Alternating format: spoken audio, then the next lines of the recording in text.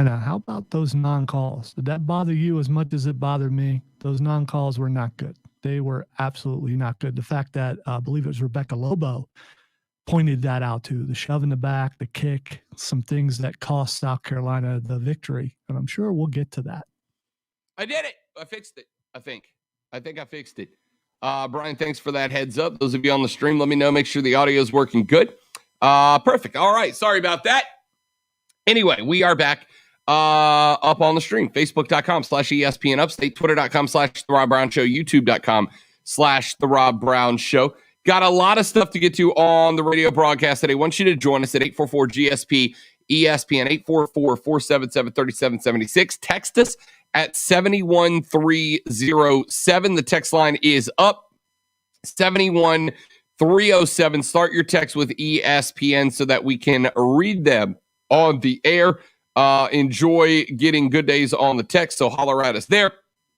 And, of course, what else? What am I missing, Zoe? I'm missing something. Oh, our tweets, our Twitterers, Twitter.com/The Rob Brown Show and Twitter.com/Lonzo on Word. Lonzo on Word, all the different ways to get in touch with us on the broadcast today. Let's get to it, ladies and gentlemen. 1.5 million things to get to over the next 2 hours and 56.5 minutes. So let's start with this little ditty that we do. Let's do lunch. This is a very nutritious lunch. All the food groups are represented. You guys hear? What in the wide, wide world of sports is it going on here?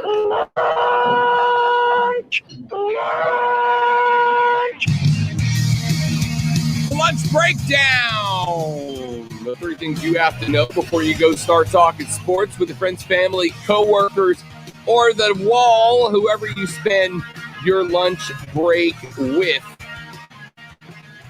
These are the things you need to know before you go do just that. So, mentioned just mere moments ago, but what a heartbreaking finish for the Lady Gamecocks to this season. It was a phenomenal game against a very talented Stanford Cardinal team. Of course, a Stanford Cardinal team that would ultimately go on to win the 2021 Women's Final Four National Championship, and it played out this way to wrap up the game. Into Brink, and Brink is trapped, loses it. Boston has it, squeezes it to Beal. 2 seconds left. Beal misses. Boston, no! Aaliyah Boston's follow just misses at the buzzer. Stanford escapes. Stanford is headed to the national championship game.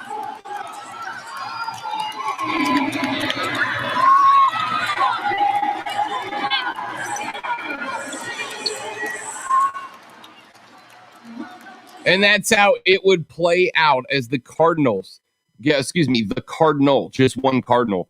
The Cardinal gets by the Lady Gamecocks on the way out. It was heartbreaking, not just because of the L, but because South Carolina had not one but 2 opportunities from point blank range to stick the ball into the rack and end up with a W.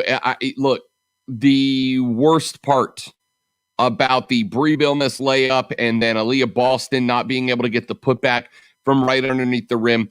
Zoe, we've talked about this in the past. When sports are at their best and they give you that moment, one of those moments that just sticks with you, and we've all got a few of those sports moments that stick with us. Steve Gleason blocking the punt in New Orleans is one I was there for, will always be with me.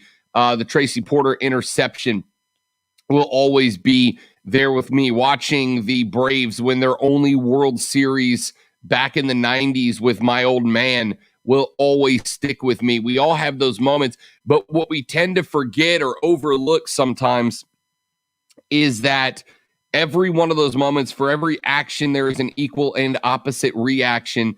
Every one of those moments of elation and celebration and lifetime memories that stick with us, Lonzo, somebody's got to have some heartbreak. Somebody's got to be heartbroken for that moment to exist for the folks it exists for. And as I said on Twitter after the L, in order to understand the highest of highs, you have to go through the lowest of lows. And I know that was heartbreaking for the Lady Gamecocks, but a fantastic run to the Final Four. Most schools hang banners for Final Fours because reaching the Final Four is a freaking achievement. I know you could see the emotion. Aaliyah Boston was openly crying on the floor after that game was over. I know it hurts for the Gamecock fans, Lonzo, but what a hell of a run they had in this tournament. Yeah, and what a great game. But you're right, at the end, I mean, collectively, all South Carolina fans across the state, just shoulders immediately slump, and you put your head down like, man, that close. Yep. And I'd rather see a game like that, though. Rather have a team go out like that than get beat by 20. You know, that's why you watch these tournaments, to see these kind of games. And I think both the men's and women's tournaments this year have paid off. And is it because we missed it so much, not having it last year, or does it just seem like the games all seem to be better this year? A little bit of both. I mean, we've had some historic games, honestly. I mean, I think there's been 3 or 4, including the one we're going to talk about coming up here in just a minute on the men's side, that are going to go down as all-timers. But I also think the fact that we haven't had a tournament since March of 2019. It's been 2 years since the last tournament.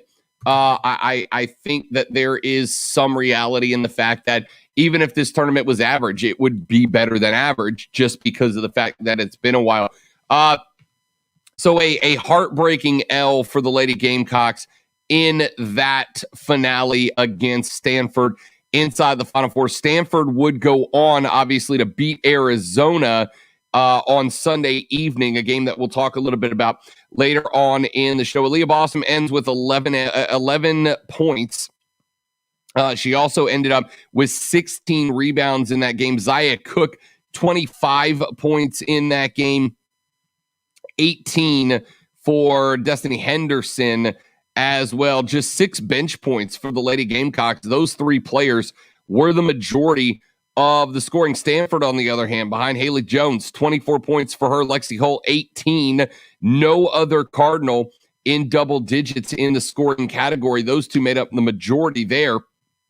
And look, it was a difference of inches. If either Bree or Aaliyah's layup effort has just a little bit less power on it, one of those go through, and the Gamecocks are playing Arizona last night. The good news for this team, Lonzo, you got 4 of your biggest name sophomores coming back next year. One of the best recruiting classes in the country coming in next year.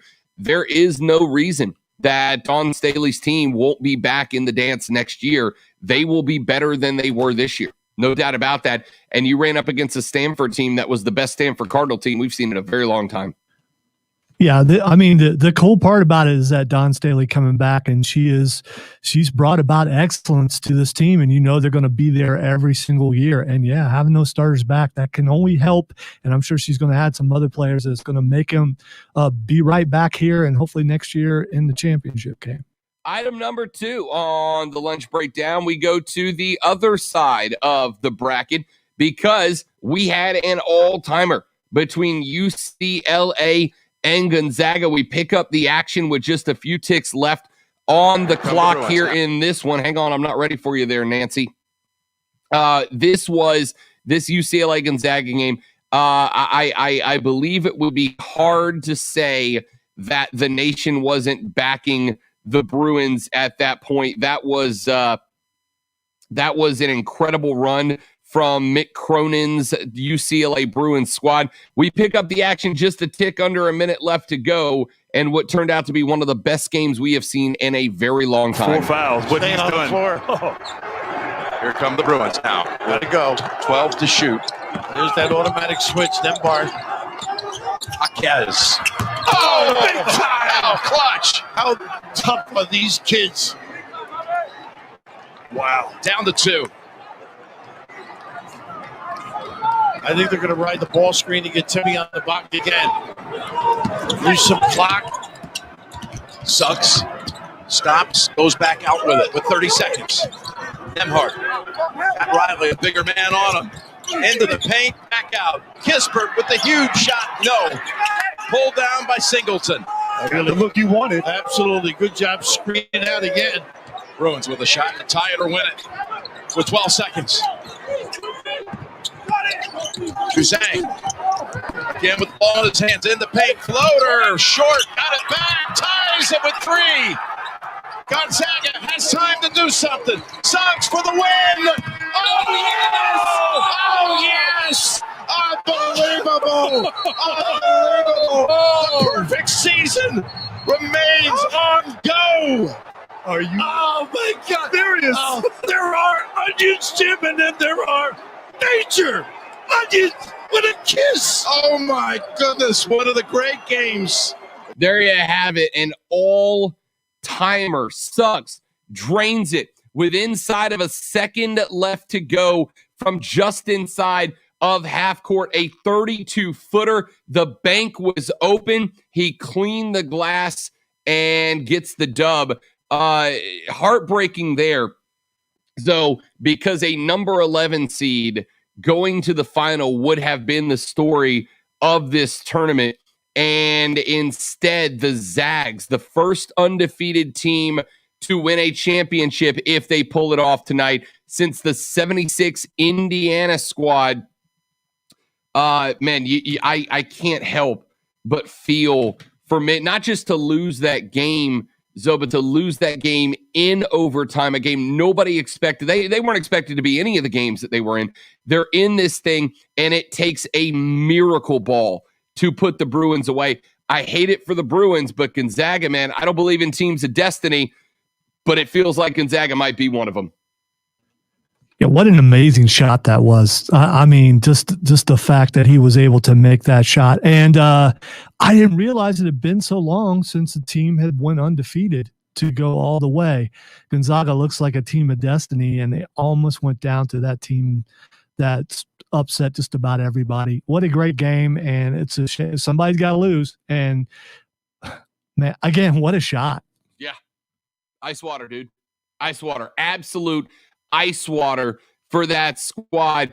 So we got your preview for tonight's title matchup, as over on the other side, the Baylor Bears were able to get by the Houston Cougs, setting up a battle that some like 26% of brackets turned into ESPN predicted as the title game. We're going to break that game down for you coming up in a little while. And finally, a topic that dropped on Friday afternoon. I have not had a chance to talk about it at length here on the show. And to be honest with you, I don't know that we will.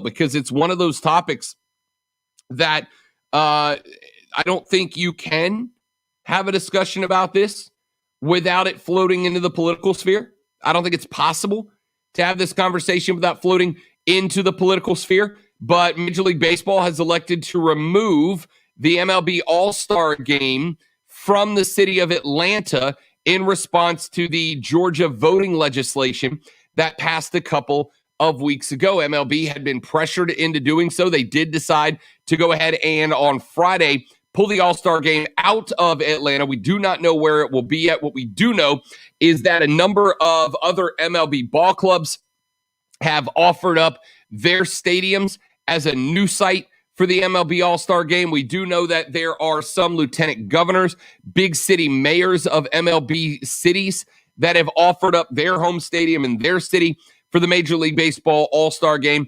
Again, I'm not super particularly interested in getting into the politics of the whole thing. It just is one of those things that as a, here in the upstate being that close to the ATL, I was quite excited about the All-Star Game being there because fingers crossed if we were closer to having fans back in attendance.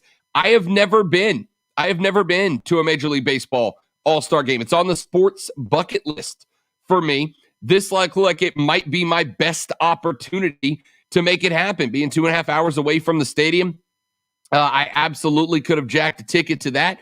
And instead, it looks like it's going to take place elsewhere. I do know that there are, like I mentioned a minute ago, a bunch of cities that are offering up their services. Zoe, I don't know if you have an angle about this that doesn't dive into the politics of the decision-making. I will be more than happy to allow you guys to comment. But as I said to Diesel on the bonus hour of the Rob Brown Show last week, at the end of the day, Major League Baseball is a business. They have the right to do with that game as they please. They have elected to move it. If it upsets you that much, no one's obligating you to watch baseball. And if there are consequences to the action, baseball will have to face them down the road. Outside of that, Zoe, I really don't know what other input we could put into that conversation. No way to discuss it without getting into the political and which side you're on as far as this goes. So in the end, you talked about if you don't like baseball, you know what? I don't care. I think this is nothing but politics, and it's a game that's really meaningless anyway. So it's grandstanding. That's all it is. There you go. All right. 844-GSP, ESPN, 844-477-3776.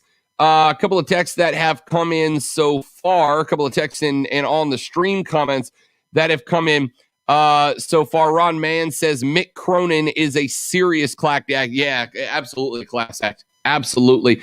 Watched a little bit of that post-game presser from him.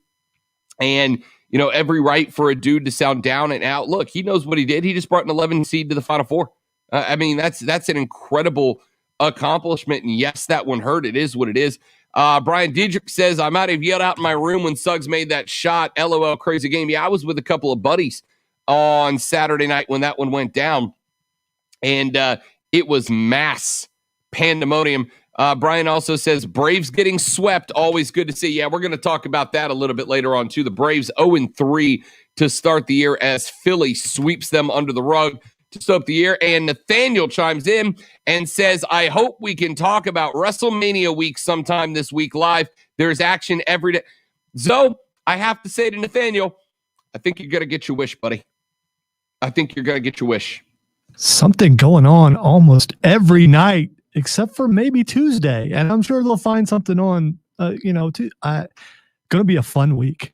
Yes, it is. And you would better believe that we've got some wrestling lined up this week, including, fingers crossed, the first ever ESPN Upstate promo off coming up on Friday.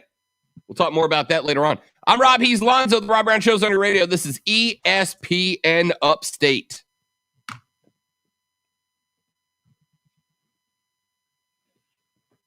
The Rob Brown Show. All right, I have emptied the old water bottle, so I'm going to go reload real quick. I shall return briefly. Lonzo's got you on the live read, and then he'll join you right afterwards. Hang out, y'all.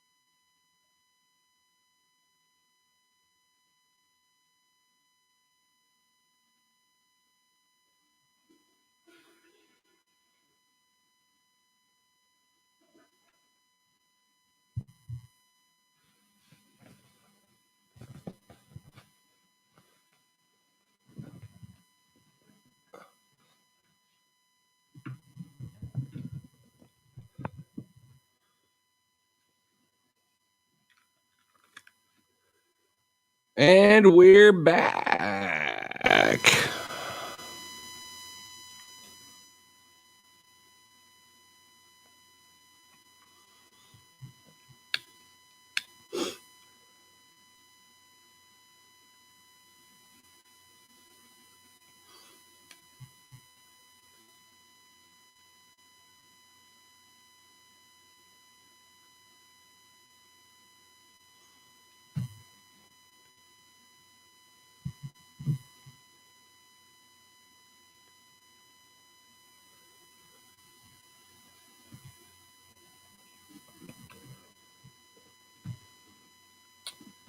Uh, 16, 17, got to see the Zags in person 7 times.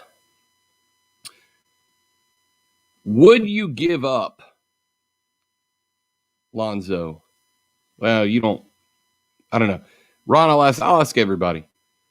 Would you give up? Would you take never being able to see your team play live again if you knew that they were guaranteed a couple more championships during your lifetime? I don't think I would. I don't think I could.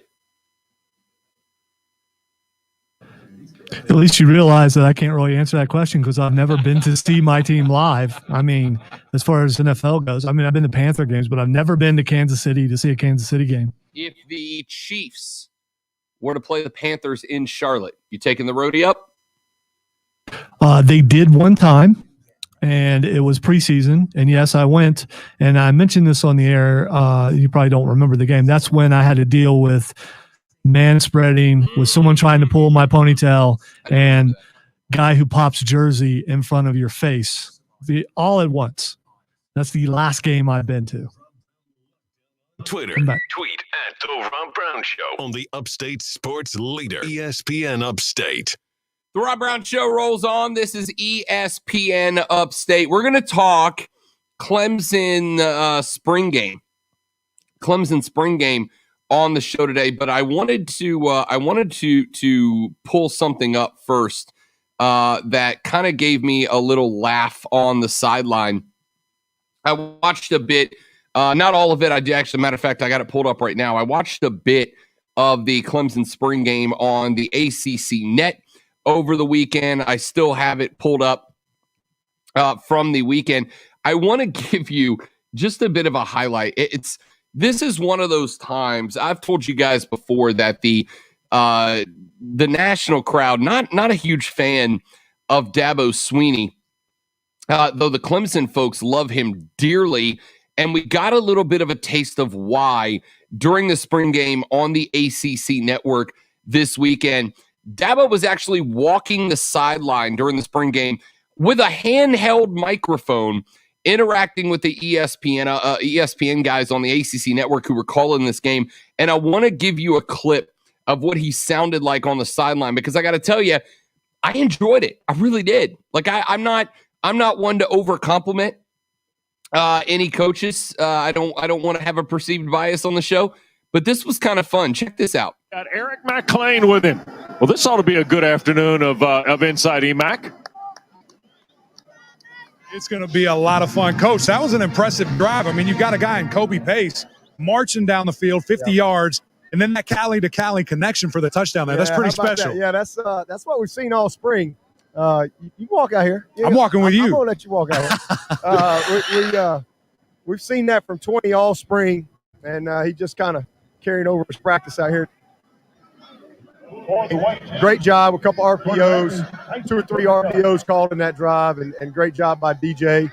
Receivers made some nice plays, and then a heck of a catch by 80 and a good finish for that young high school senior out here. First catch, touchdown. He's supposed to be in prom, but he's coming to play in the spring game instead. Uh-oh, got a penalty right here. What we got? Delay of game. Offense, 5-yard penalty. Still first down. Who was it, Aaron? Who was it? By the way, okay. By the way, I'm a little surprised. Coach over there getting the delay of the game. McClain takes the field with Dabo, and we have a false start in the offensive line. I'm stunned. Yeah. Well, I try to not be the center of attention, but I think I distracted some people being out there. Grisham over here got a delay of the game on his first snap. I mean, you were telling us about his draft, and you weren't too impressed with that. No. I was just surprised. All right, we got a little pass play right here, a little quick game. Let's see what we got here. Everybody going man coverage across the board. One safety. Got to have fade route conversion. Oh, didn't put it on top of him. So that's a guy who was just targeted there. Joe coach. Yep. Yeah, he's going to be a good one. People are very excited about. So you get what I'm going for there. Dabo's just roaming the sideline, acting as analyst, acting as head coach, acting as sideline comedian. I guess what I'm saying with listening to that, and he did that at various times throughout the game, is that I've heard all the criticism of Dabo, some in the past that I felt was warranted, some that I thought was a little bit overkill. When I was watching the spring game, though, Lonzo, I can see why the Clemson folks like that guy. If he's your guy and he's that kind of guy, I can see why the Clemson folks have such a man crush on Dabo Swinney. No doubt about it. Yeah, he's all right. We'll probably hear, maybe even later today on the station, will Dabo Swinney leave coaching to go into the booth? If Trevor Lawrence and Urban Meyer don't work in Jacksonville, would Dabo take that role? Dabo is in a position where a lot of us hope to get, where you're winning, you're doing well, and you're having fun. He sounds and looks like he's having fun, and that's what you want in your job. So good for him. All right, let's do this. Let's take a break. When we come back here in just a second, we actually will take a look at Clemson's spring game. For those of you going, why aren't you talking about South Carolina's spring game? The answer is because there hasn't happened yet. And when it does on April 24th, we will have a breakdown of that one as well. But for now, Clemson spring game in the books. We're going to break that game down for you, tell you what happened on the field when we come back. I'm Rob. He's Lonzo. The Rob Brown Show's on your radio. This is ESPN Upstate.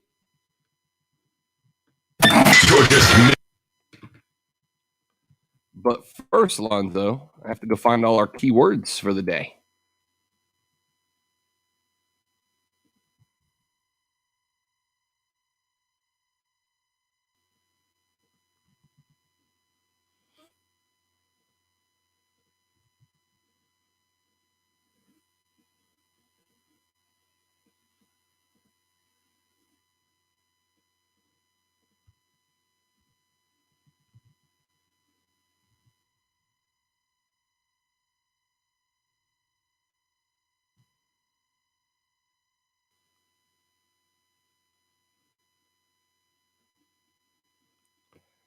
This is week 5. Yep, there it is. That is the 5th. Beautiful. Beautiful.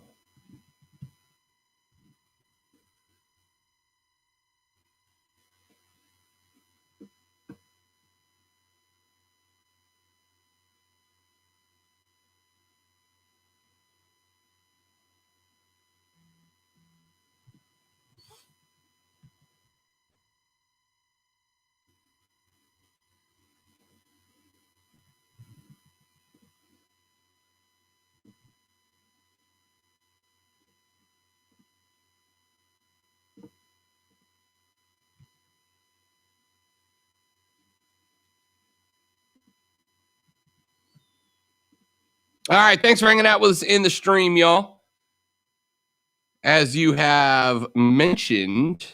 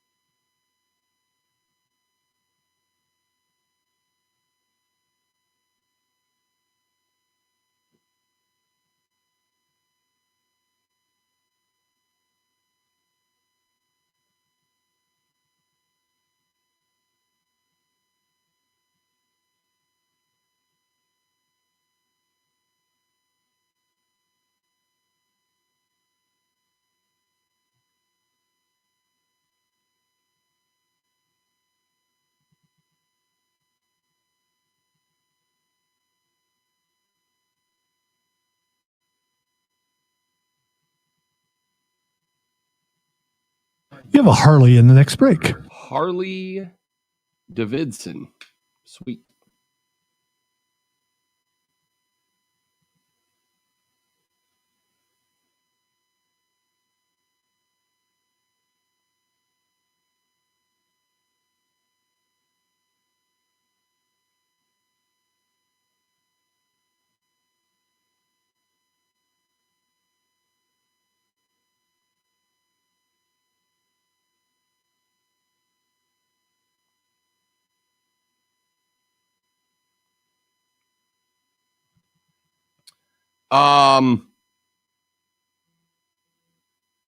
The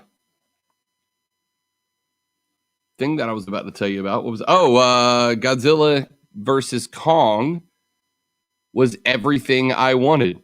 Just a mass story with too much people involvement, followed by 35 minutes of giant monsters kicking the crap out of each other and DDTing each other into skyscrapers, though. I enjoyed it immensely. Had someone complain on the show Saturday night that there was too much CGI, and my wait.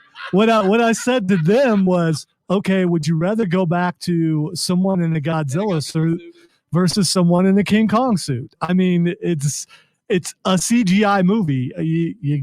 You watch a movie like this knowing it's going to be CGI, and normally problems with CGI are the first things I find, and I don't recall seeing any. I really enjoyed this movie. My biggest gripe with it is that I didn't see it in IMAX. Yep. Because seeing giant monsters on a giant IMAX screen, that's what IMAX is for. I did not the story, the human side of it on the Godzilla side felt forced, right? Like it was just, you could have cut 80% out. Agreed. And still had a fine story. The human story on the Kong side was good. They just wanted to have Millie Bobby Brown back in the movie again, and they just had to find a place to put her. That's exactly right. That's exactly right. 20 seconds. And she, like, I love her. She's a phenomenal actress, but she was just very mad in that movie. Like, she didn't stand out. Real, unfiltered sports talk brewed locally. Oh my God, a hipster! Bring him a microbrew, quick! This is the Rob Brown Show on ESPN Upstate. The Rob Brown Show rolls on. This is ESPN Upstate. Rob and Lonzo with you here on the day. So I've been watching through the Clemson spring game, and the big story that came out of it was what happened on the final drive when sophomore quarterback Tyson Fomentshaw suffered a torn Achilles during the annual Orange-White game.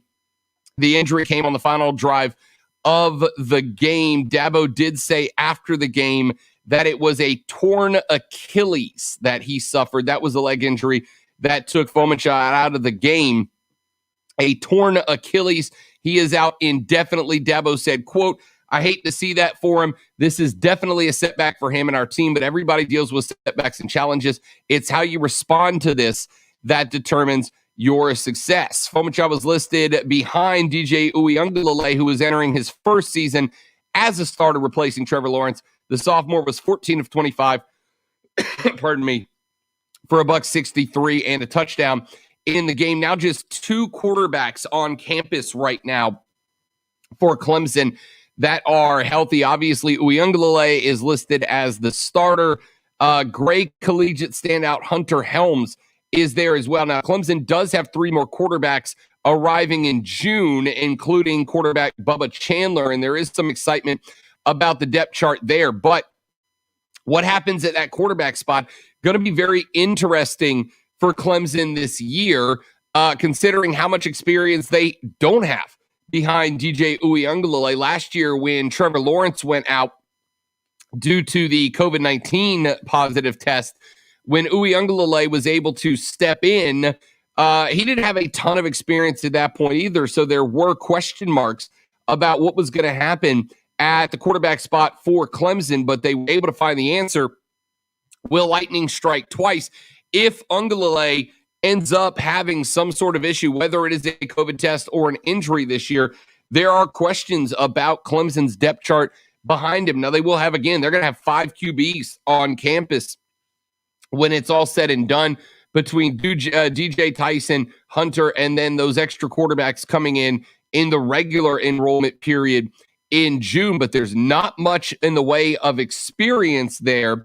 And if there is an issue at quarterback for the Clemson Tigers this year, the question is going to have to be asked, will they have somebody that's able to step in to fill that role and to do what DJ Uiagalelei did last year instead of Trevor Lawrence with that COVID test? Right now, the answer is a big, fat shrug of the shoulders and an IDK. We're going to get, obviously, a lot more time between now and the fall. But I think that with Fomachan going down in that spring game, so I don't think it's unfair to ask the question, does Clemson have the depth at quarterback to succeed if something, knock on wood, happens to DJ Uiagalelei? Well, one thing we've seen over the last couple of years is that Clemson's had some pretty good backups at quarterback. So I find they seem to know how to recruit these guys and have someone who's able to step in. So I would be surprised if these guys coming in weren't able to handle it. Yeah. It's a question mark. It is a question mark. There's no doubt that it is a question mark. And one that Dabo has to answer. But again, you're going to have a lot of QBs on campus. It's not a question of depth.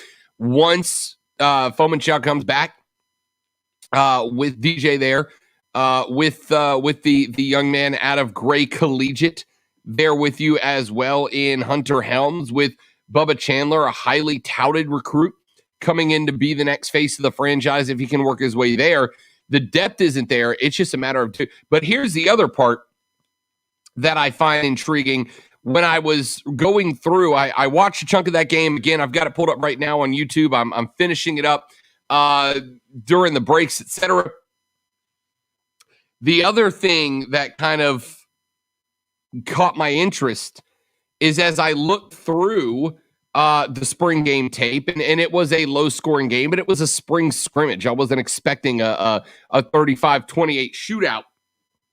14-13, your final. The white team scores 14 unanswered to end the game and take the 1-point dub.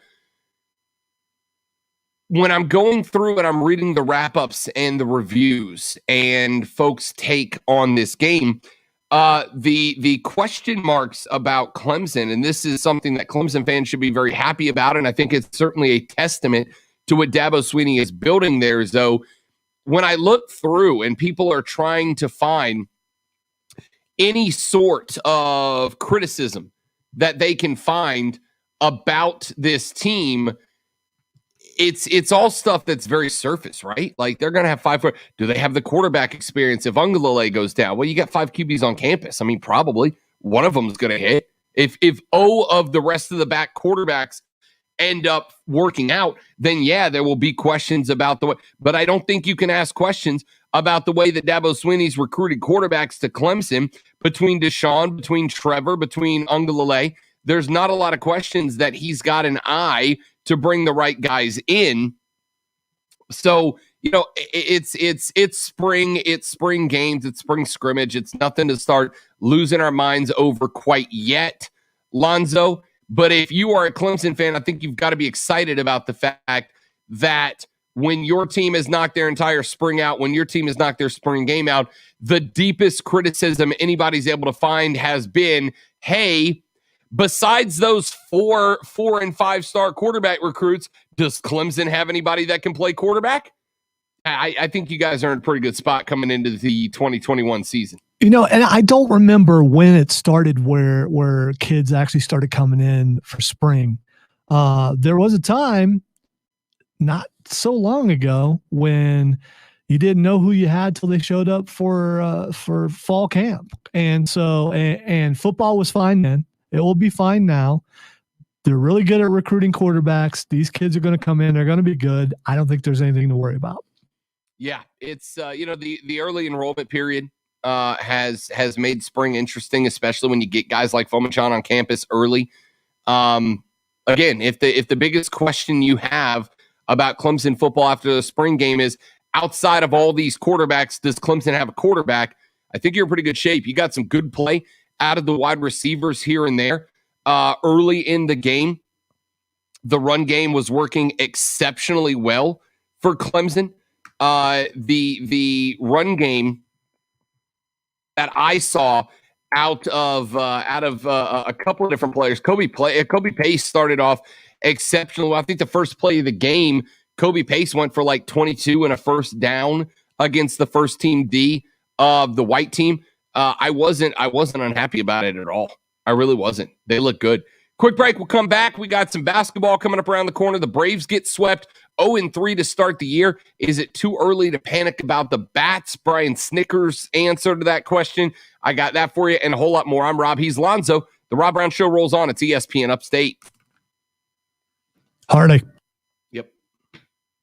The Rob Brown Show. Listen on your Amazon or Google smart speaker. Just say, play ESPN Upstate. Our friends at Harley-Davidson are here to get you riding. So on Saturday, got up, met up with a couple of fellas, jumped on the back of the bike, and took a little tour. We rode over to the Stump House Tunnel. Check that out. Issaquena Falls. Check that out. Rode up into Highlands, North Carolina, up through Selma and back down and around. It was a beautiful day. And as I've told you guys many times, it's days like that that point out to me that buying a bike was the best decision I have made for myself in a very long time. And Harley-Davidson of Greenville wants you to experience that. Look outside your window right now. Blue skies, beautiful weather. There is nothing better. Even if you're riding it to work. When I was in studio, I would bring my bike to work just about every day that the weather was nice, because nothing will focus you in, will dial you in, and will get you in a good headspace faster than riding a motorcycle in beautiful weather. So go meet our friends at Harley-Davidson of the Upstate. Let them get you set up today. They have got the largest pre-owned inventory in the Upstate. You will find a bike that suits you and what you want to accomplish in your riding. They've got a beautiful showroom with the all-new 2021s in stock, with those new paint colors, those new finishes, all the new features, all the new gear. It's all right there. Check it all out online at upstateharley.com, upstateharley.com. You can see their entire inventory. You can learn everything you need to know before you get riding. If you're a new rider, if you're an experienced rider, they got you set up with whatever it is you need to get out and enjoy some of the best riding in the country right here in the Upstate. Check them out online at upstateharley.com. That's upstateharley.com.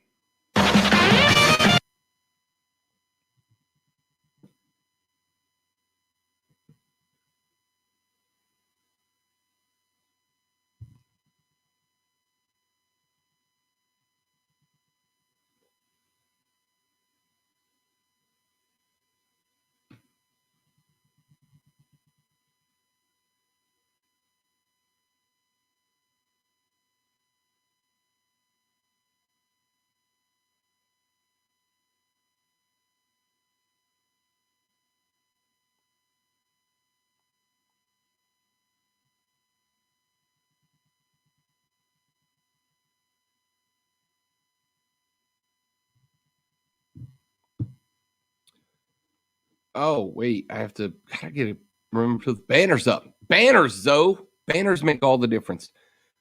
Yeah, I thought they tried to, they did what they could to force Millie Bobby Brown into the movie. I thought it was like the dump whiskey on the supercomputer to wreck Mechagodzilla moment was kind of like, you could have just had Guro to take over Mechagodzilla, and that was a fine story. You didn't need anything else. I thought they wasted. I didn't even catch this, but the guy who was piloting Mechagodzilla was the son in storyline was the son of the guy from the first couple of movies. Yeah, the guy who sacrificed himself in Godzilla King of the Monsters. Yeah. Yeah. And I'm like, wait. you had this beautiful storyline there set up with this guy could have been looking for vengeance and then seeing the error of his ways and this, that, and the other. And instead you had him say 2 lines in the movie and then killed him. Come on now. All right. So I've noticed you pretty much said you loved the movie, and now you've done nothing but find little parts that were, Let's be abundantly clear about what I expected out of this movie. I did not expect an Oscar-nominated best story, best original screenplay candidate here. If you took every bit of the human aspect out of that movie and just cut it down to 40 minutes of Kong v. Godzilla and then what happened at the end, spoiler alert, I still would have been thrilled because I walked into that theater for one reason and one reason alone, Lonzo, and that was to see 2, maybe 3 48-story tall monsters kick the crap out of each other for 45 minutes, and that's exactly what I got, and I was thrilled about it. I did enjoy the movie. I do agree with you that parts of the story seemed forced, but she was in the last movie, so I guess they just wanted her in this one. I did like the idea of the conspiracy theory guy being embedded. I think you could have did that, just him stumbling along and doing things, and never having met up with her. I like that. I like that he was in there, and because we've got whistleblowers, we've got guys that are inside on all kinds of things, and that's how you find out information. And the fact that he's able to hide in plain sight in that company, I just that adds some realism, I thought. I have to segue this conversation because I'm currently watching a commercial for Tide Pods with Ice-T and Stone Cold Steve Austin talking to Vanilla Ice. And what? Yeah, I gotta tell you, my image of Stone Cold Steve Austin just took a pretty hefty hit.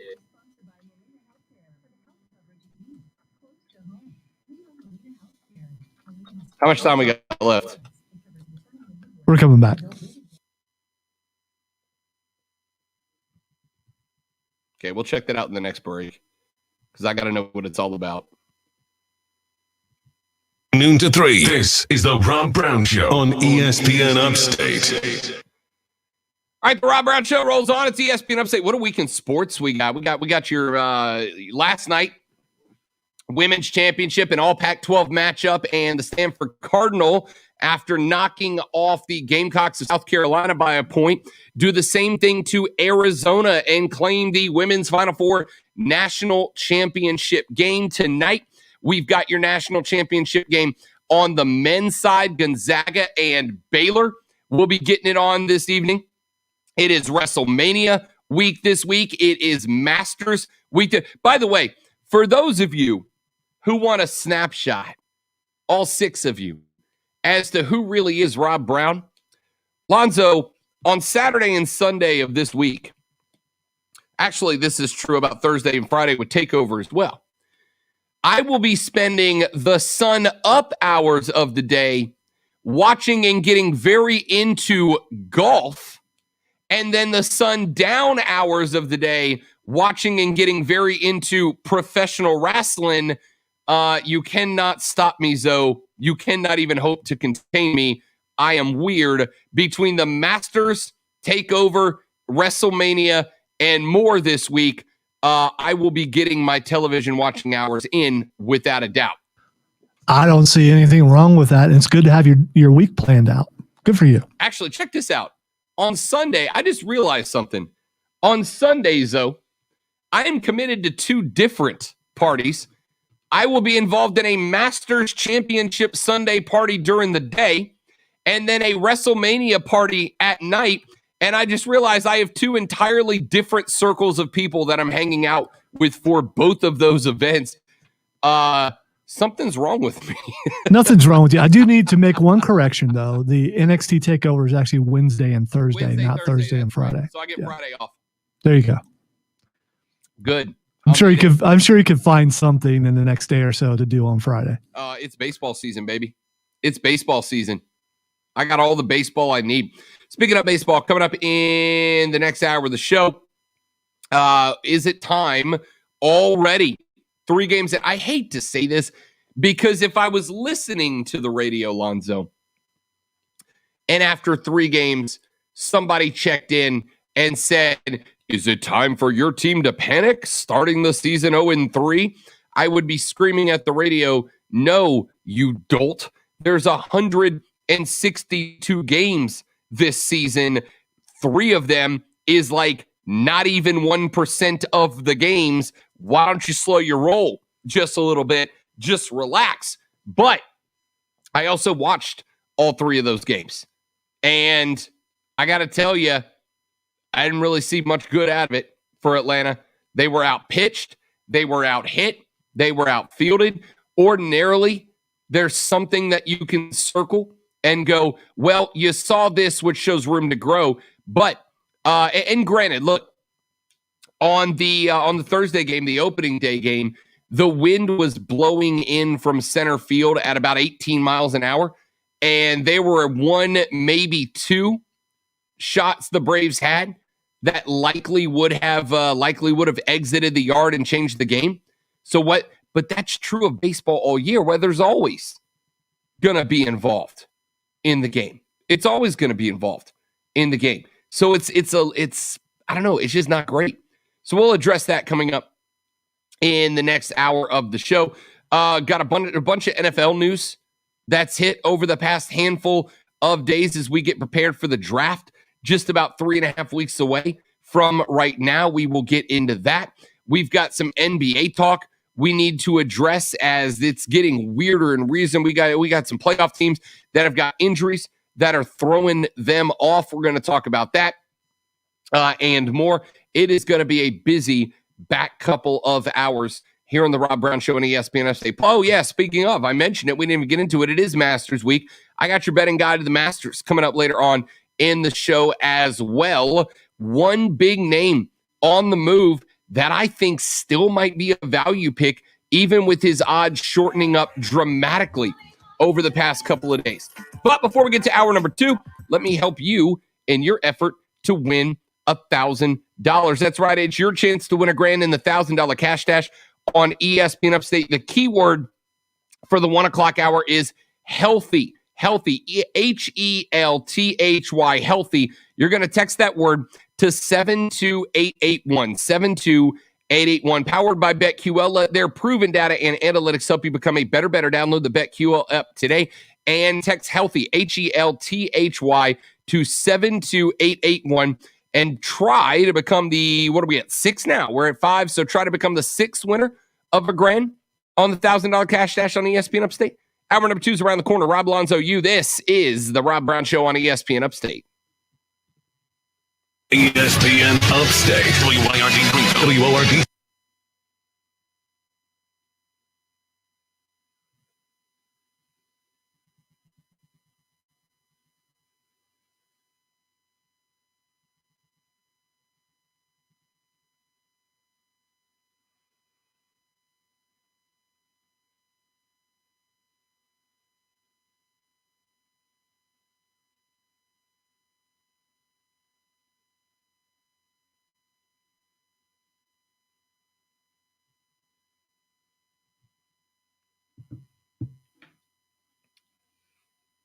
Top of your head, Lonzo, how many ounces are in a gallon? 128. I don't know. 128, he says. Anybody in the stream, got a guess? Top of your head, don't look it up. How many ounces are in a gallon? Computer, how many ounces are in a gallon? 1 gallon is 128. So, for the win! You nailed it. Worked in a grocery store for a while. What can I say? I gotcha. Ron knew it. Zoe knew it. I was going to say 124, but I've never worked in a grocery store.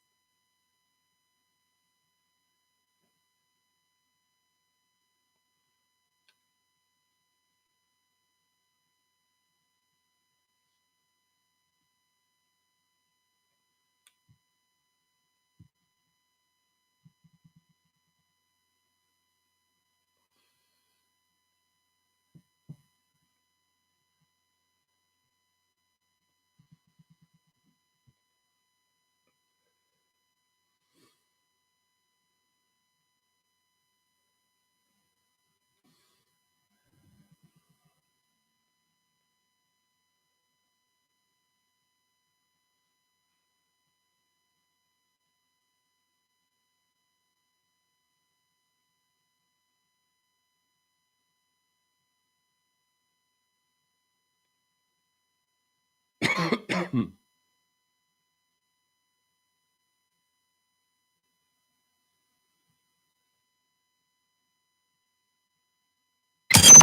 Man, check this out. You're on official Rob Brown lockdown. Represents being real. Yeah. Real, unfiltered sports talk manufactured locally for the Carolinas. Lockdown. This is the Rob Brown Show. Yeah. Only on ESPN. ESPN Upstate. The Rob Brown Show rolls on. This is ESPN Update. Rob and Lonzo here with you. Getting hour number 2 kicked off, ladies and gentlemen. And a ton of stuff to get into. Let's start off with college basketball. Let's get to our national championship game tonight. It was an unbelievable final minute that sent the Gonzaga Bulldogs to the national championship game. They will be meeting up with Baylor. And just because I enjoyed it as much as I did, we're actually going to rerun that highlight from that game. And then we're going to give you a preview of tonight's game, mainly because when sports are good, they're great. And when sports are great, they are nothing short of incredible. Here is the final 50-ish seconds or so from that game between UCLA, the 11 seed, and the Bulldogs of Gonzaga. 4 fouls. What he's doing. Here come the Bruins now. Let it go. 12 to shoot. There's that automatic switch. Then Bart. Jaquez. Oh, big time. Oh, clutch. How tough are these kids?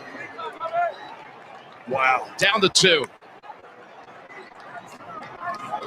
I think they're going to ride the ball screen to get Timmy on the block again. Use some clock. Sucks. Stops. Goes back out with it with 30 seconds. Nemhart. Got Riley, a bigger man on him. Into the paint. Back out. Kispert with the huge shot. No. Pulled down by Singleton. The look you wanted. Absolutely. Good job screening out again.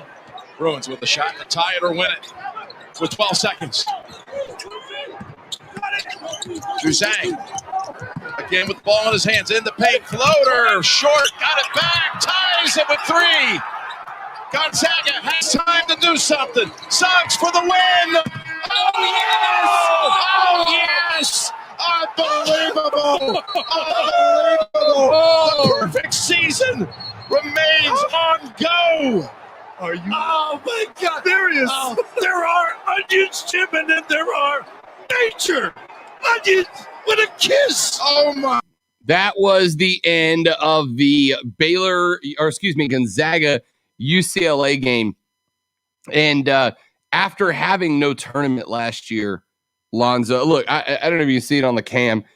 Listen to the call of a play that I've seen 16 times so far. Still gave me goosebumps to watch that. It was shades of that L that Zaga took back in, 2006 or whatever it was, the Villanova shot from a couple of years ago.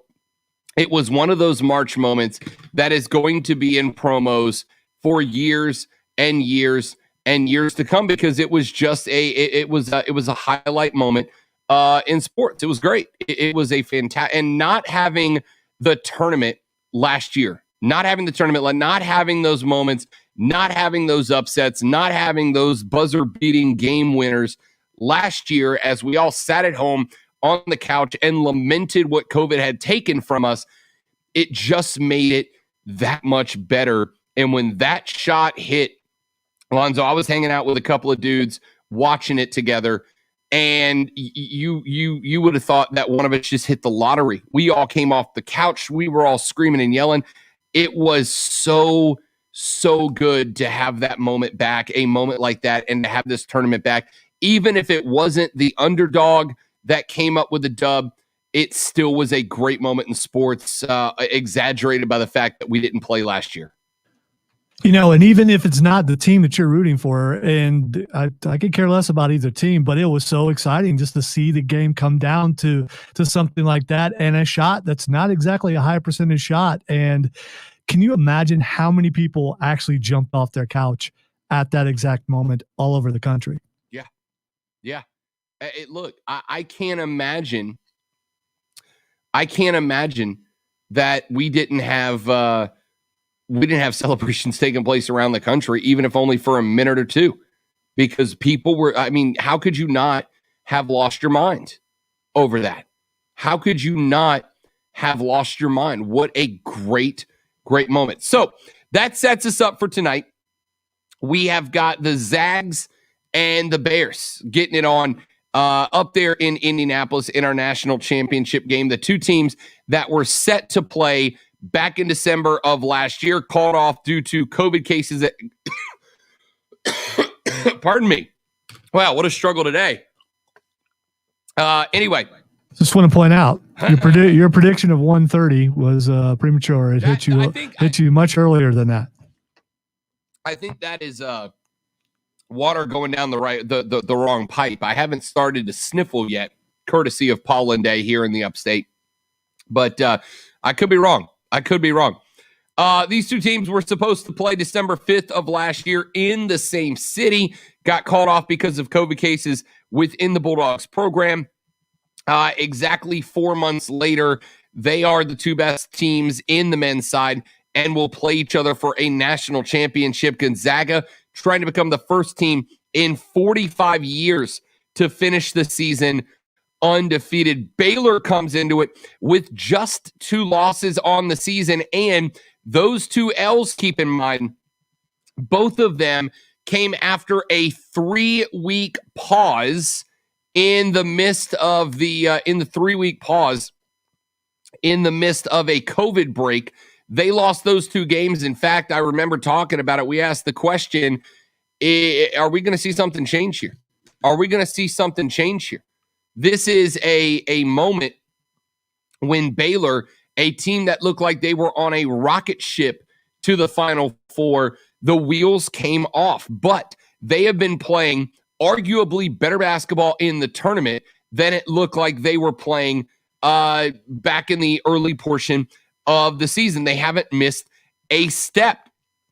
Now, there are still some vulnerabilities for the Baylor Bears tonight. They rank 298th nationally in defensive rebounds per game. They were the worst defensive rebounding team in the Big 12. They are vulnerable on the glass statistically, but the Bears locked out the Houston Cougs from the boards on Saturday night. Is this a new look, or was that an exception to the rule? We've got, on one hand, a very good game against the Houston team that loves to crash the glass offensively, where they got boxed out pretty much all game long by the Baylor Bears. On the flip side, we've got a sample size of, the rest of the season in its entirety. The Bears are also not that great from the free throw line. They shot just 67% from the line in conference play. That was the worst in the Big 12. If this game is as close as a lot of us think it's going to be, the free throw line will become massively important, and Baylor's subpar rate from that strike could change the game. With the Zags, though, they are not invulnerable themselves.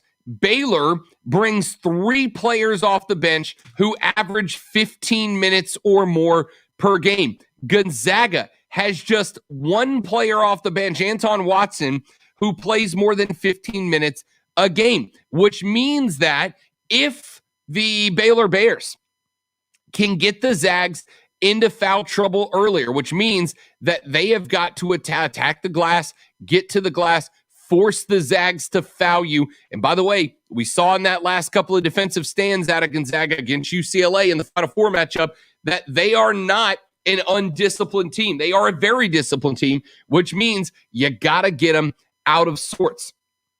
But if you can get them into foul trouble, Gonzaga doesn't have a deep bench. They cannot go and run with Baylor, who's got 3 guys off the bench that play 15 minutes a game and another couple that'll get up to 7-8 minutes a game. Gonzaga didn't have that much depth. Now, the starting 5 they run out have like no weaknesses, right? I mean, they're just as good of a starting five as we've ever seen, but depth can be an issue. Gonzaga gets 73.5 points per game from its starting five, but if one or more players get in foul trouble, then Baylor's got an opportunity to make something big there. But the Zags are one of the best offensive teams in recent basketball history. They have 4 players that average at least 12 a game. They are ruthless from the field, 64% shooting inside the arc. Lonzo, I got to tell you, if any college team shoots 64% from the field consistently, yeah, that's a team that can go undefeated.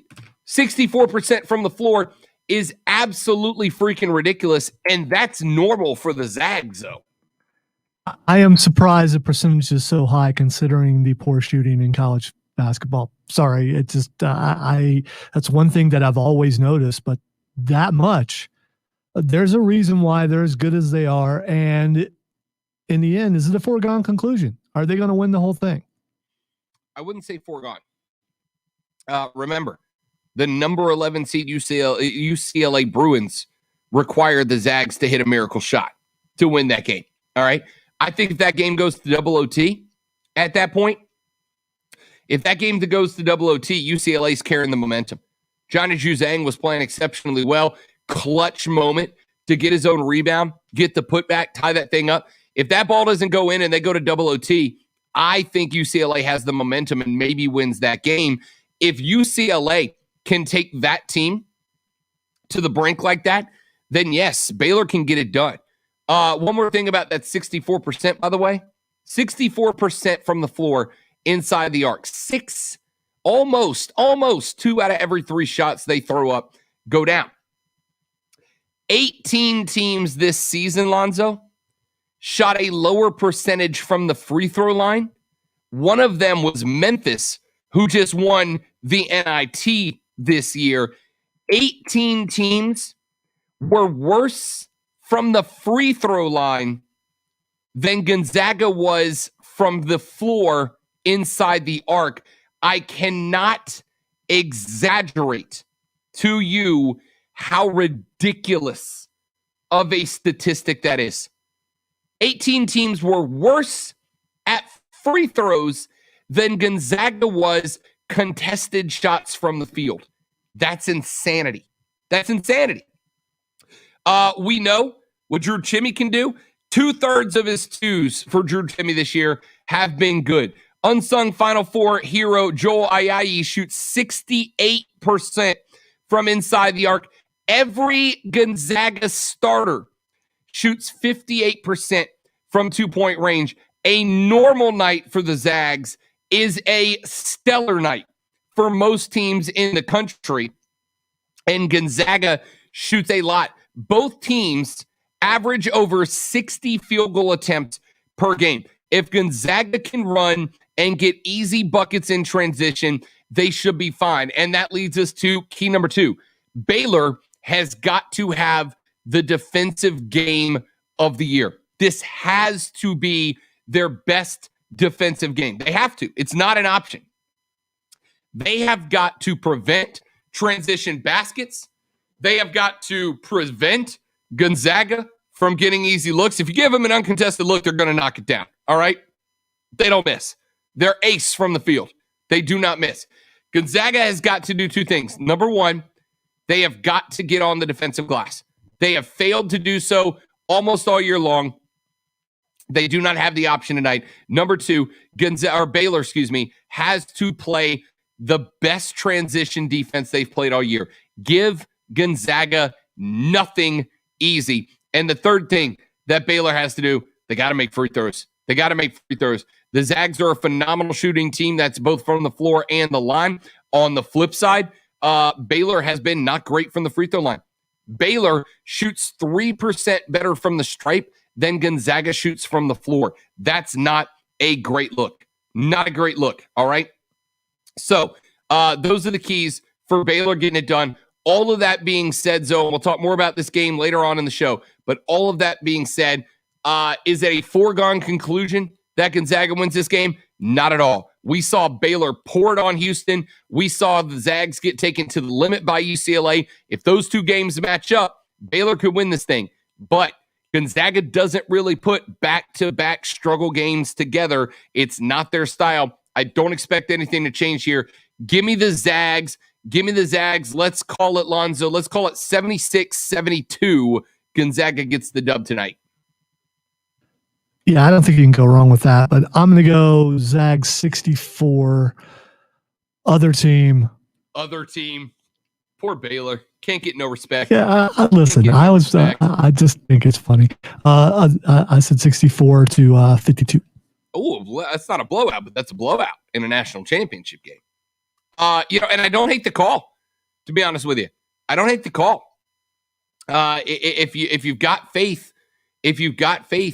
in what Gonzaga has done throughout the year, as opposed to taking that game against UCLA as your number one sample size, then that call makes sense. I don't hate it. So I got it a very close one. I got a 4-point game. Zags win. Zoe's going with the 12-point blowout.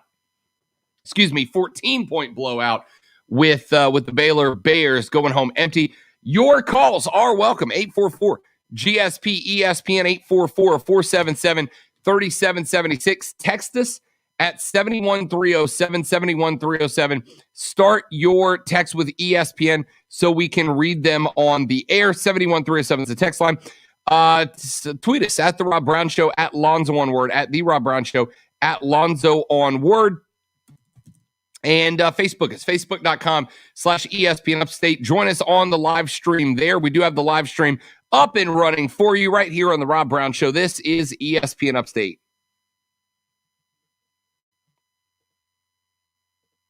The Rob Brown Show. Listen on your phone everywhere on the radio.com app. Download the app and make ESPN Upstate a favorite for 24/7 real, unfiltered sports talk.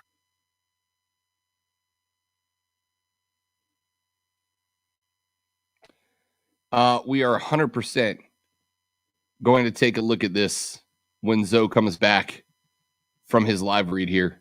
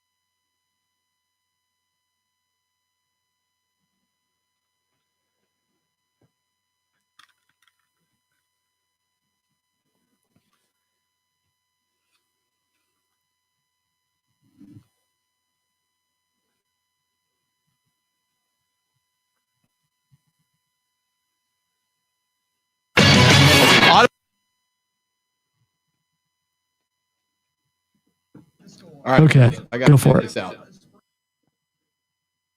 Iced tea, stone cold. Calling on everyone to turn to cold washing with Tide. Hello, my name is Ice T. Can you spare a few seconds to learn about cold water washing with Hi, Tide? my name is Steve. Did you know washing in cold can save you $100 a year on your energy bill? Why wouldn't you turn to cold? It helps the environment. What? Because Stone Cold said so. Of What? course. Plus, What? Tide cleans great in cold.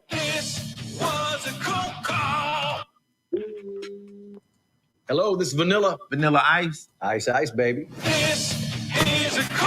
Oh, it's a whole series. I'm busy. Stop. Collaborate. and listen. All right, I'm listening. We're on a mission to get everyone to turn to cold washing with Tide. Tide cleans better in cold than the bargain brand. Man, he loves slamming those things down on the table, doesn't he? Your energy bill. Yes, he does. Yo, I'll solve it. Word to your mother. Word to your mother. Wow.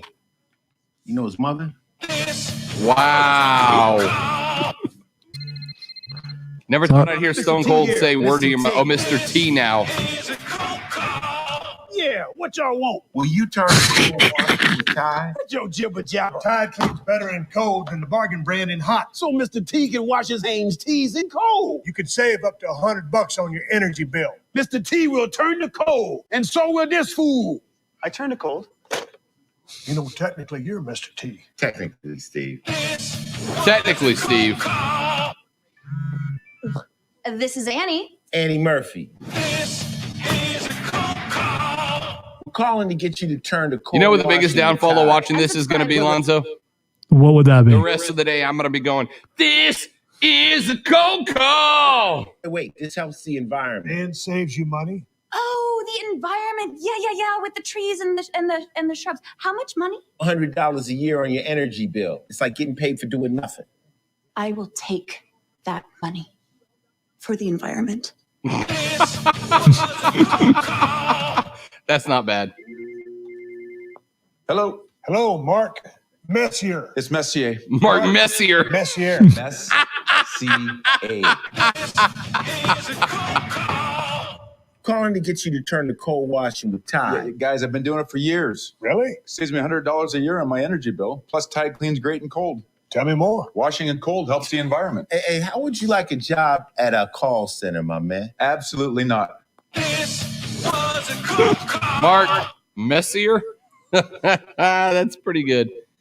All right, I started with a little disappointment, but they did okay with that, Lonzo. They did okay with that. I accept it. Yeah, that's not bad. I don't think it lessened either one of them. No, I was like, Stone Cold, what are you doing? And then they saved it with Mark. Is this Mark Messier? Messier?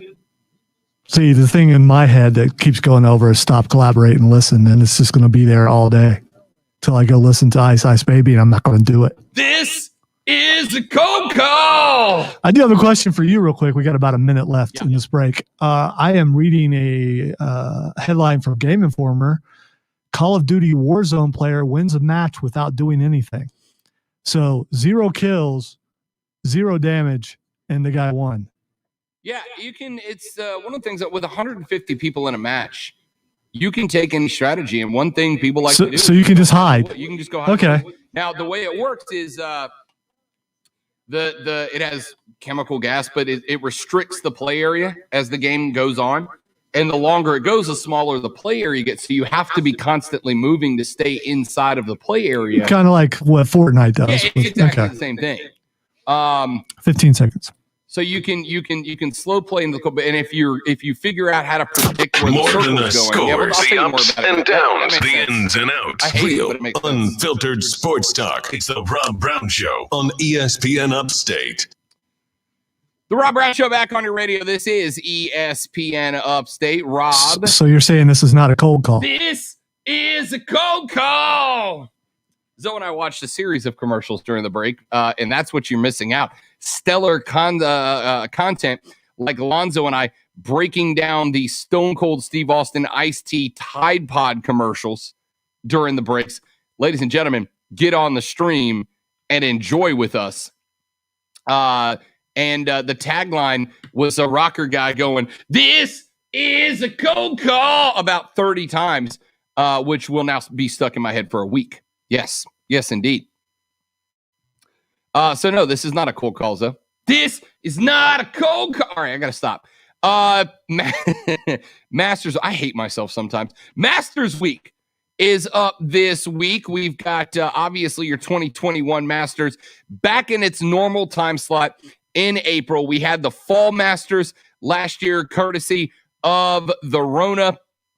But 5 months later, we play it with the flowers in bloom. The azaleas and the magnolias will be out this weekend for the Masters. And there's one guy that I want you to keep your eye on this week. And I know that coming off of a win is it's kind of not really that thin of a branch to walk out and say, keep an eye on the guy who just won a tournament to potentially do it again.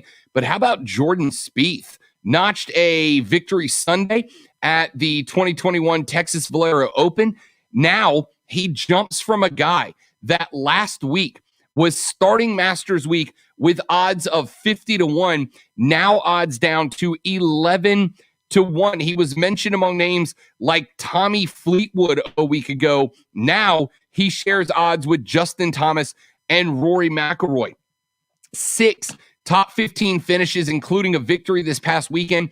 In his last 7 starts, he will be among the most wagered upon golfers this weekend. But it's not just what Jordan did Sunday at the Valero Open. It's what he has done at the Masters in his career. 4 top 3 finishes in 7 starts. He got a dub at one point. He had a third place finish to Bubba Watson and Danny Willett in his first 3 Masters combined. There's also recent form, especially with the iron. Since February 1st, only Colin Morikawa and Justin Thomas have gained more strokes per round on approach shots than Jordan Spieth. And of course, Spieth is a threat at any tournament, even if he really hasn't been for the last handful of months. So our Masters odds stand right now. Dustin Johnson is your favorite at 9-1 odds. Justin Thomas, Jordan Spieth, Bryson DeChambeau. Thomas is 10-1. Spieth and DeChambeau both 11-1. John Rahm, who, by the way, what a great story for John Rahm. John Rahm's wife was due to have a baby this weekend, and John Rahm had said, no matter what spot I'm in on the leaderboard, if my wife goes into labor, I will walk off the course to go be with her when she is given birth to their first child. Well, his wife actually had their baby over the weekend.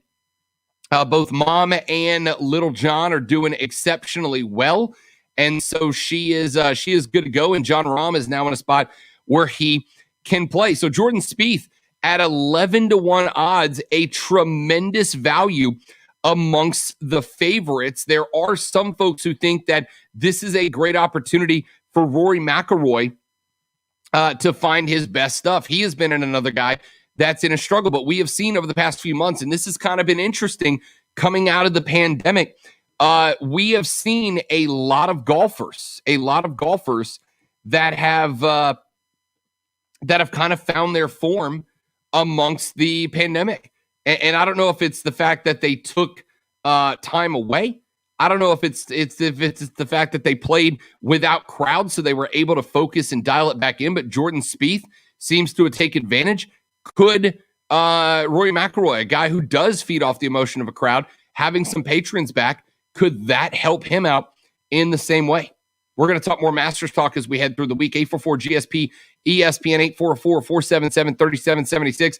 Alonzo, I apologize. I did not see that we had a caller and pop up on my phone, which is usually where I see it. I'm assuming Rick is no longer with us.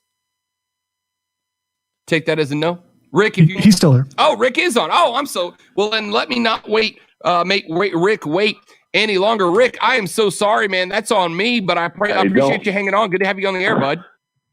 Don't worry about it. I enjoy your show. You and Alonzo are great. Thank you very much, bud. But I'm mad as hell. Uh-oh. Are you not a Furman University station? We are. Did you know what Furman stunk it up this past weekend on the football field? A 26-14 loss to Mercer. Purser, whatever the name was. Furman is supposed to be a powerhouse in Division II. I follow them. Do they have the worst team they've had in 40 years? What's going on? You know, it's it's so weird. We've had Dan Scott on, and as a matter of fact, I'm going to get Dan on either tomorrow or Wednesday to talk about this, as well as a couple of other interviews, FCS interviews later on in the week. It is a weird year, and I don't want to be lazy and chalk it up to, well, it's spring football, which they're not used to. It's pandemic football, which we're not used to. There are some question marks, and the fact that Furman had Mercer down 14-7 to start a little bit, just a couple of minutes into the third quarter, but then Mercer basically had their way with Furman in the back half of the game. That's not something I can chalk up to what an unusual year. You had Mercer down a touch, and then you just fell apart offensively in the back half. And yes, I suspect there are going to be some folks inside of that program getting asked some very tough questions this week. I don't understand, because Furman, I watched the game. I was at the game. I went to Macon and went to the game. It was awful. I've never seen Furman look that bad. Is it the coach? What are they now, 3-3? Yep, 3-3 right now. It's been they started out all right. Had the win over Western Carolina, lost by 1 to a very good VMI squad, beat Sanford in overtime, and then won on the road at East Tennessee State, but now back-to-back L's, including one, by the way, coming off of the bye. I mean, this loss to Mercer was coming off of the bye. Now they're on the road at a decent Citadel squad, and then they are back home against Wofford to end the year in the next 2 weeks. And I got to tell you, I don't know that they're going to be the favorite. Yeah, I don't know that they're going to be the favorite in either one of those games. And if this Furman-Wofford rivalry is as big as folks have been telling me it is around here, you can't be too confident if you're Furman headed into that game. Good. I'm glad. Maybe I can get off. I'm a big Paladin fan. Maybe I can calm down a little bit, but just mad. I've never seen Furman look as bad as they look. Yeah, I've only gotten to watch highlights. I have not gotten to watch that game in its entirety yet. I will be watching it after the show today. I've got that and the Clemson spring game both to watch in full when we get done. So I have a little bit better analysis for you tomorrow. But we will get Dan Scott on, and we will get Kevin Marshall, the host of FCS Nation. I will have both of those guys on later in the week to break that game down a little bit further. I appreciate it, and go Dustin Johnson in the Masters. There you go. A little love for DJ. Appreciate the call, Rick. Thank you very much for hanging on. I really do appreciate it.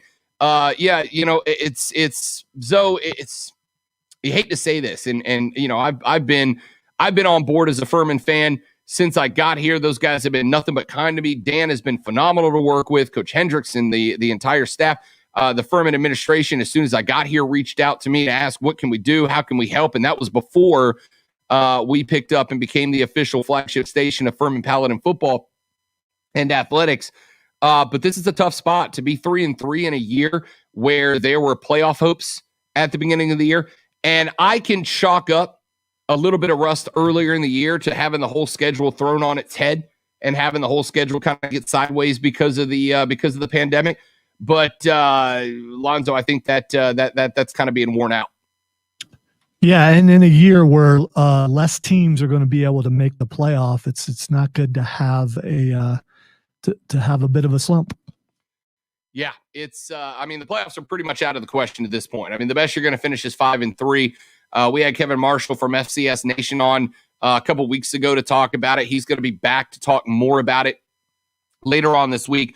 But what he basically told us was that because of, you've got the Missouri Valley Conference that's going to have 4, maybe 5 teams that are going to be fighting into a playoff. And you've got 2 or 3 teams at the top of the Southern Conference that are going to be there. Furman could not afford to slip. And now sitting at 500 with a couple of tough games at the Citadel. Citadel's a team that puts out a program that puts out a very consistent team.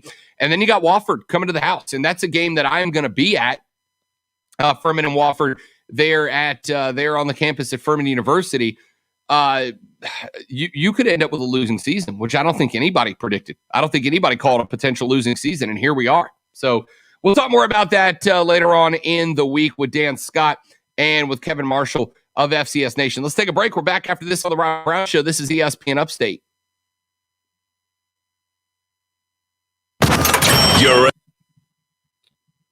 I will return briefly. So will Lonzo, it looks like.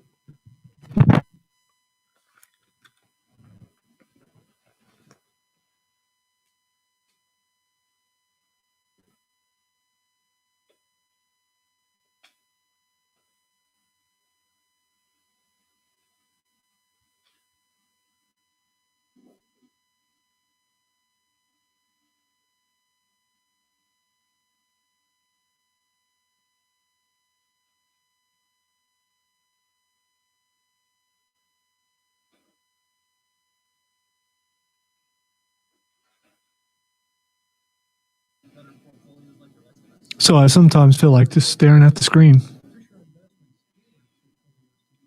And looking at how big my head is. Doesn't look so big back here. But it's a huge noggin. Absolutely is.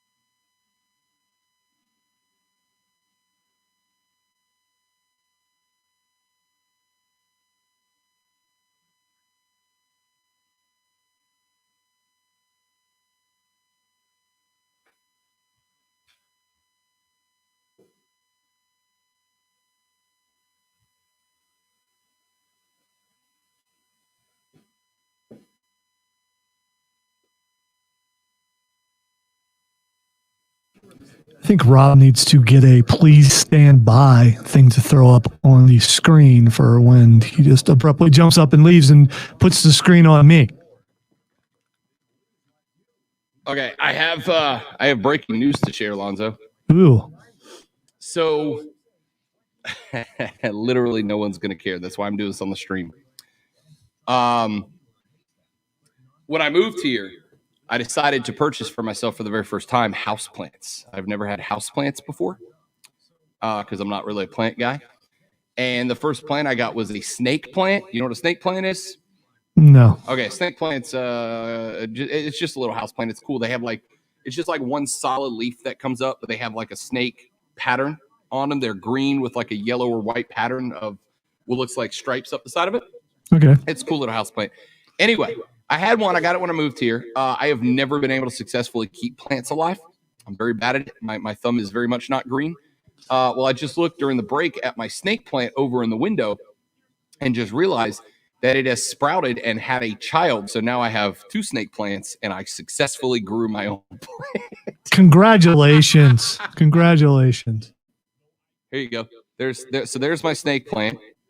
Nice. And then there's the little sprout that just came out. I see it. I know. I'm so proud of myself. And by the way, I name all my plants punny names. The name of that plant, Zoe, is Plants Armstrong. Nice. Very nice. And then I have a Christmas cactus next to him. His name is Harry Potted. Well done. Thank you very much. Well done.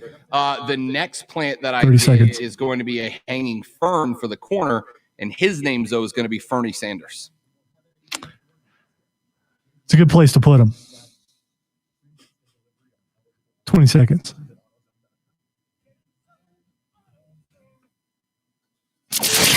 Made for upstate sports junkies. These pathetic junkies? Oh, look at them. You eat sports like food every day. Get hooked on the Rob Brown Show, noon to 3 every weekday on ESPN Upstate.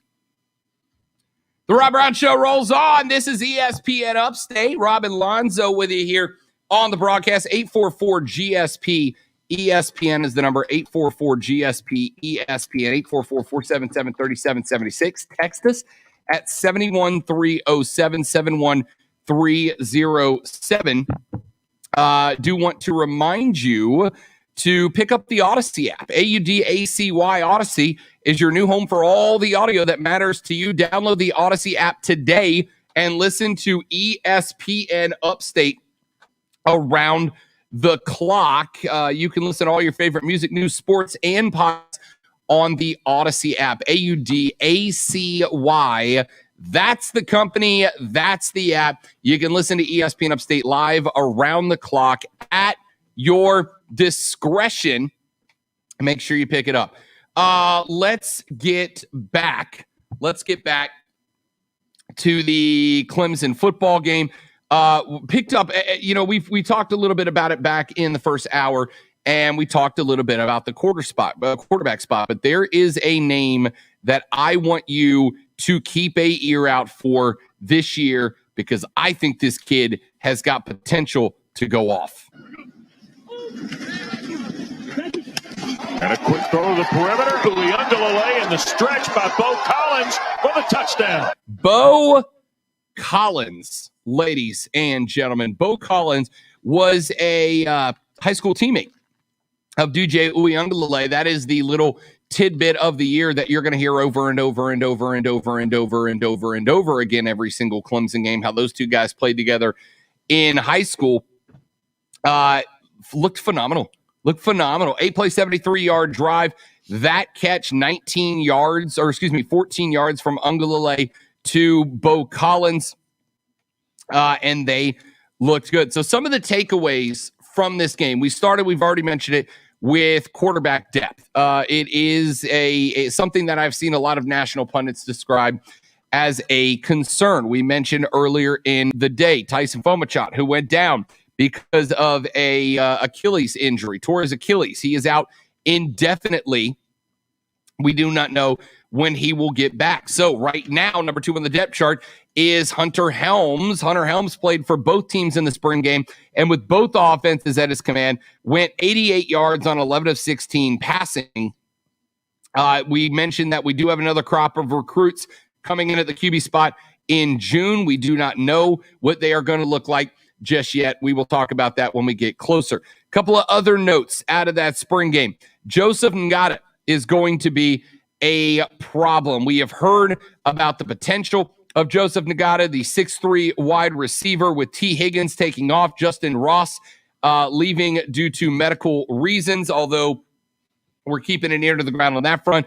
Ngata had multiple nagging injuries that have really prevented him from getting anything more than just spot play, but ended up with 83 yards on 6 passes, showcases the ability to go up and get the ball high at the point of attack, as he did in this situation. Us in our visit with him the other day that I found interesting, just from hearing a young guy talk, in that he really talked about leadership. Oh, well, I thought they were going to actually have the audio of the clip. I apologize. I had the play action anyway. Deep pass down the sideline. The ball was thrown from around the 30 coming out. He was able to go up and get it, and God was able to go up and get it around the 22-yard line on the other side of the field. High pointed the ball over deep coverage and looked very, very good doing it. And we know that wide receivers are going to have to be sorted out. We know that Frank Ladson Jr., Justin Ross, not in action, so we were able to see other guys like sophomore Jalen Lay.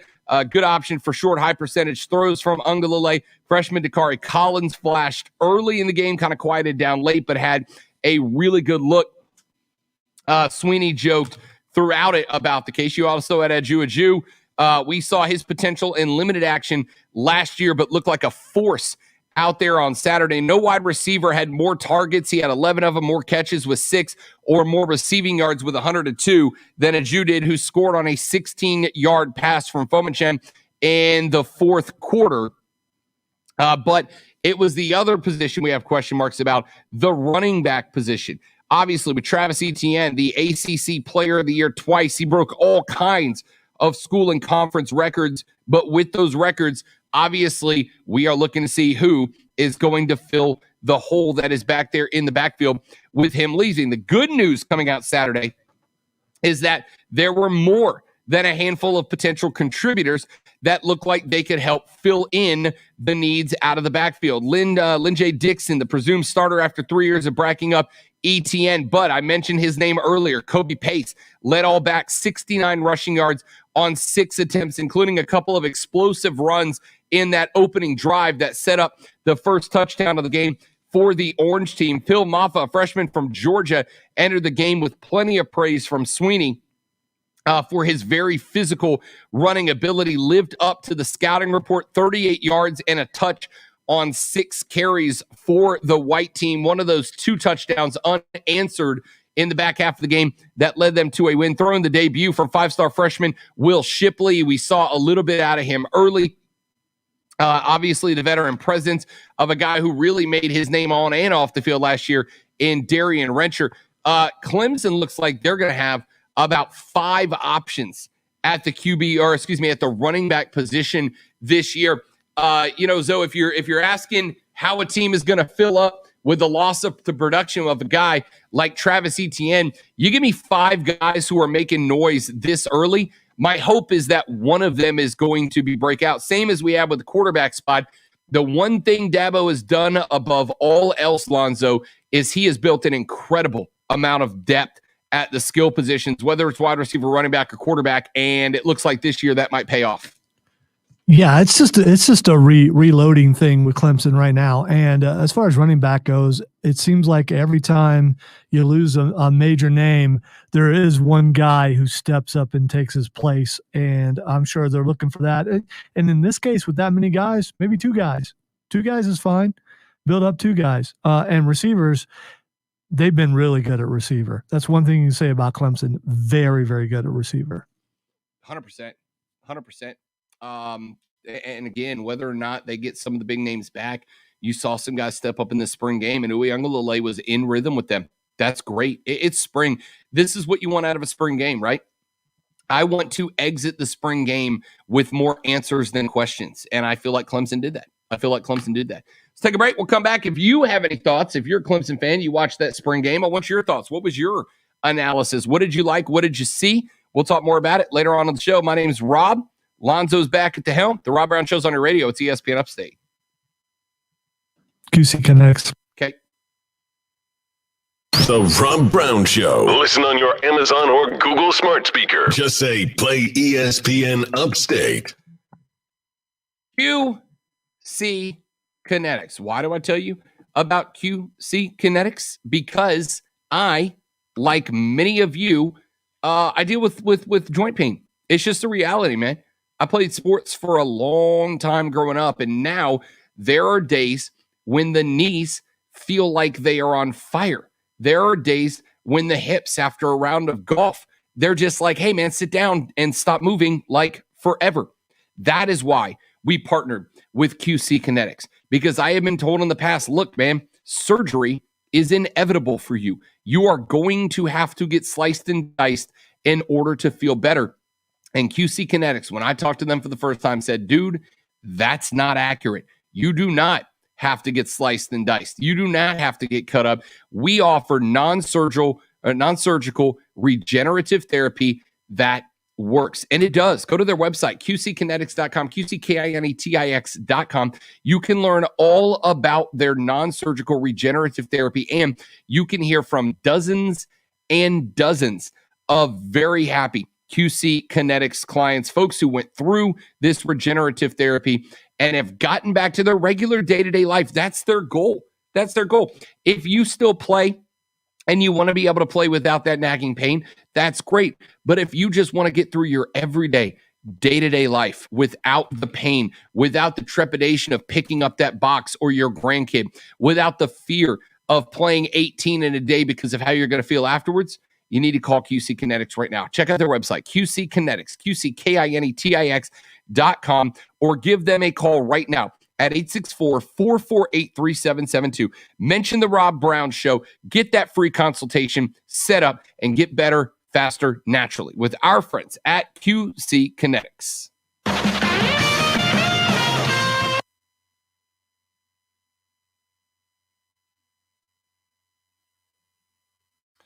Zoe, I don't know if you have the text line available to you, but apparently they went off the air for about 4 minutes at the top of the hour and then came back with 2 broadcasts being carrying simultaneously over each other. Just letting you know. And he's not there. Perfect.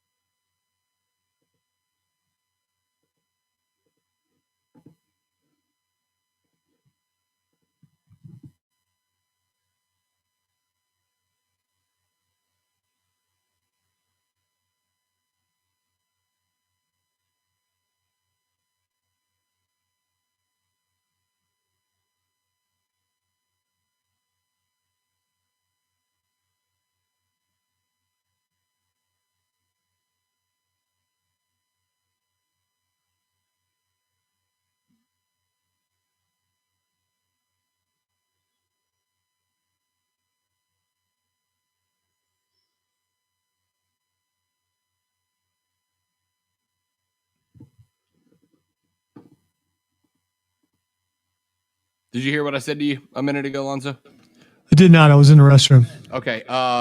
There's a couple of texts on the text line that are saying that at 1 o'clock, WORD went off the air for about 4 minutes. And then when they came back, there were multiple broadcasts playing on top of each other. Yeah, I'm sure engineering checked into it. Reporting, so you know. Okay, yeah.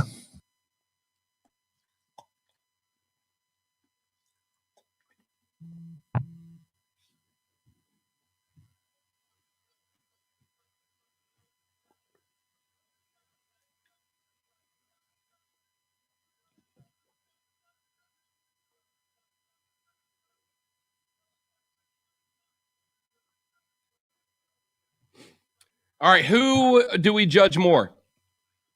John Cena for all the commercials where he is riding a purple cow, or Stone Cold for shilling Tide Pods?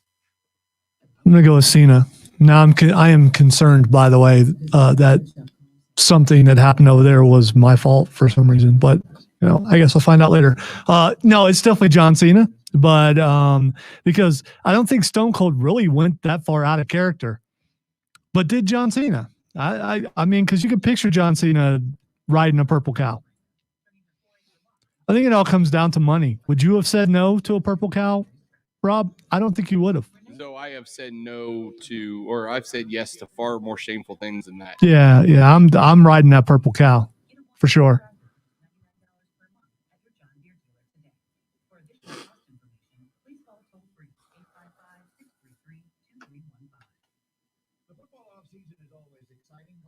I've noticed that the text line, after I looked at it, sometimes things happen during automated hours, and some people are just mean.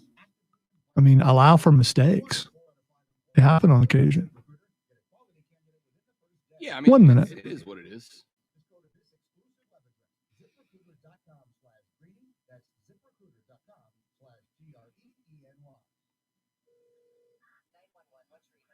Well, if I'm not here tomorrow, then it was my fault. Get out of here. Stop it.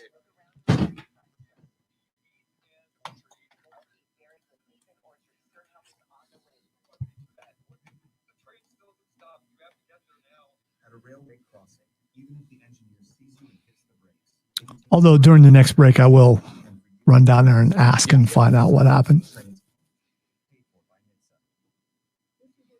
20 seconds.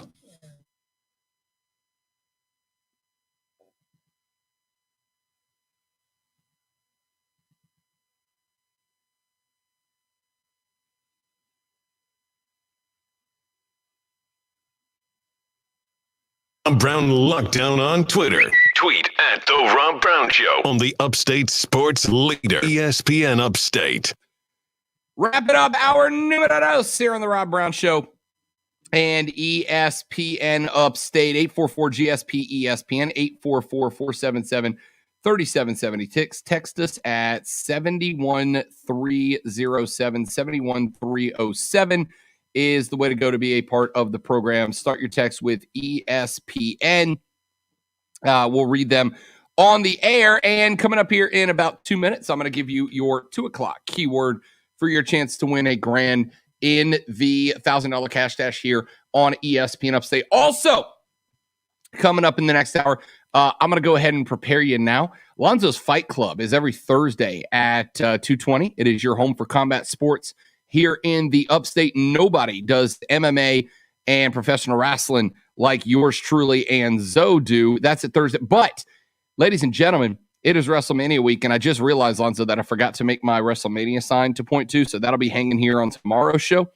But we are going to do some wrestling talk every hour, or excuse me, not every hour, every third hour all week long as we head towards WrestleMania. We are at no shortage of stuff to talk about between. I'm down with that. I could do that. Oh, I figured you might be. I didn't feel the need to text you and be like, "Hey, Zoe, are you okay with talking a little extra wrestling this week?" I didn't think I was going to be twisting your arm or anything. So, third hour, we're going to get a little professional wrestling talking here. It's not going to be like overwhelming, but we are going to do it once an hour in the third hour all week long as we head towards WrestleMania this weekend. Obviously, we've got NXT TakeOver, a 2-night event on Wednesday and Thursday, WrestleMania Saturday and Sunday in a 2-night event. We've got the Masters coming up this weekend as well. Yes, Rob Brown is a guy who will watch both the Masters all day and professional wrestling all night. I am what they call well-rounded.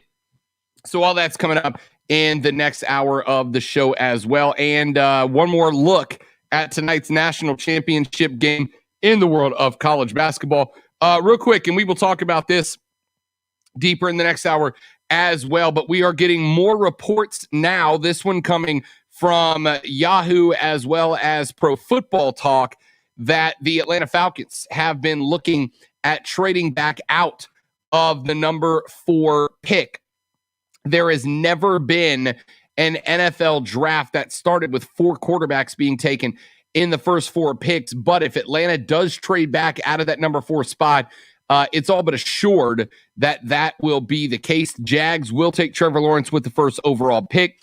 Momentum gaining that the Jets are a good bet to take Zach Wilson. At number 2, the 49ers didn't trade up to 3 not to take either Wilson or Justin Fields, whoever is available. There have been question marks about whether the Falcons will draft QB at 4. Now it looks like somebody else may get the chance to. Your chance to win $1,000 in the $1,000 cash dash on ESPN Upstate is here. Your word for the 2 o'clock hour is joy. Joy, Joy, as in, man, how much joy would it bring me to win $1,000 by texting the word joy, Joy, to 72881. 72881, powered by BetQL. Let BetQL's proven data and analytics help you become a better. Download the BetQL app today. Text joy, Joy, to 72881. When we come back, more draft talk and NCAA championship preview, a little bit of professional wrestling for WrestleMania week, and Twitter trending topics to wrap up the show. The Rob Brown Show is on ESPN Upstate. ESPN Upstate, WIRD Greenville, WORD. Be right back.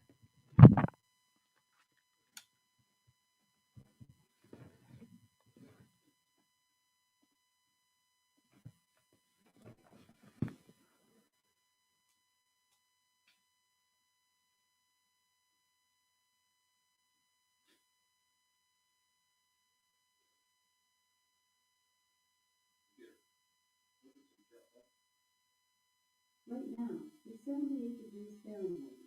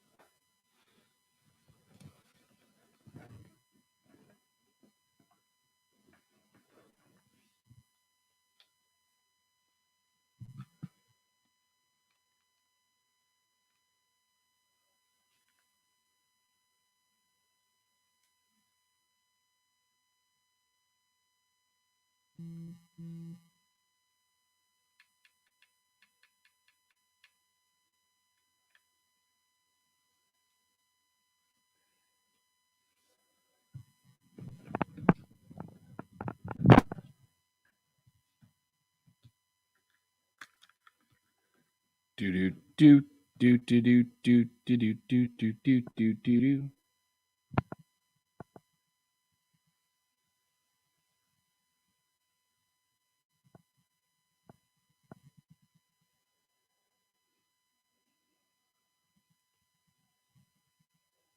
You have a Prisma in the first break. Prisma.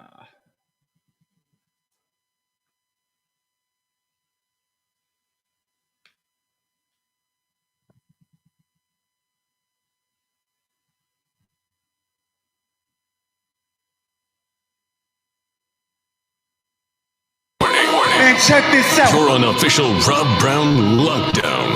Represents being real. Yeah. Real, unfiltered sports talk manufactured locally for the Carolinas. Lockdown! This is the Rob Brown Show. Yeah. Only on ESPN. ESPN Upstate. The Rob Brown Show rolls on. This is ESPN Upstate. What up, Upstate South Carolina? How do you do? Great to be back with you for the third hour of the show. I am Rob Brown. The pleasure mine. Lonzo back in the network studio in charge of the broadcast. If you like it, he gets all the credit. If you don't, he takes all the blame. That's just the role that comes along with having that beautiful executive producer title out in front of his name. Breaking news that we mentioned coming into this hour, the Atlanta Falcons have apparently had exploratory discussions about trading out of the number 4 spot. What does that mean? Well, there's obviously a bunch of question marks there, but it certainly means one of two things. I think first and foremost, it means that we're going to go 1, 2, 3, 4 in the quarterback spots if they do trade out. And that's the question mark right now. As we mentioned, coming out of the last hour, we are 98.5% sure that Trevor Lawrence will be playing for the Jacksonville Jaguars next year. We are less sure, but still relatively sure, that the New York Jets are making the push for Zach Wilson out of BYU. Number 3, the San Francisco 49ers traded up into that slot, meaning that they have an interest in Justin Fields at the least, maybe Zach Wilson if he is available at that spot. And that brings us to Atlanta at number 4. Now, if there are teams engaged in discussions with the Atlanta Falcons, that likely means that they are interested in Mac Jones, the quarterback who started for the Alabama Crimson Tide last year, although it is possible, and some say probable, that we may be seeing Trey Lance, the quarterback from South Dakota State University, gaining a lot of interest. We know that the Patriots, Bill Belichick himself, went to the SDSU Pro Day, but he also went to the Mac Jones Pro Day as well. So you can't read too terribly much into it. Suffice to say, if the Falcons do trade back, that is great news for the Carolina Panthers. I know you're looking QB future. I know you're looking at finding the guy at that spot. But if those 4 are off the board, 2 things happen. Number 1, likely means that one of those 2 quarterbacks, Mac Jones or Trey Lance, will slide back to 8. All right. I don't think 6 or 7, 5, 6, 7. I don't think you're looking at quarterback there. We've talked about that at length. Unless Miami decides, maybe that's why Miami moved back up to 6. They believe that Atlanta was likely not taking a quarterback at 4, that Detroit and Cincinnati, that Atlanta wasn't taking one at 4, and that one wasn't coming off the board to Cincinnati at 5 with Joe Burrow firmly ingrained in Cincinnati. That puts them at 6 with Mac Jones, Trey Lance, or both still on the board, but certainly at least one of them. If they move back up to take a quarterback, that means that 5 quarterbacks come off the board in the first 6 spots, which makes Carolina's draft spot effectively the 3rd overall draft pick with skill position players being considered. That means that you're looking at basically every skill in offensive line position player still very much in the mix for the Carolina Panthers sitting there at 8. That's great news. The other thing is if Miami does not take a quarterback, if they did come back up to 6 because they want a Jamar Chase to pair with Tua Tagovailoa there in the Dolphins organization, that means that one of those quarterbacks will likely still be on the board at that point at number 8, meaning that Carolina can pick him if they want to.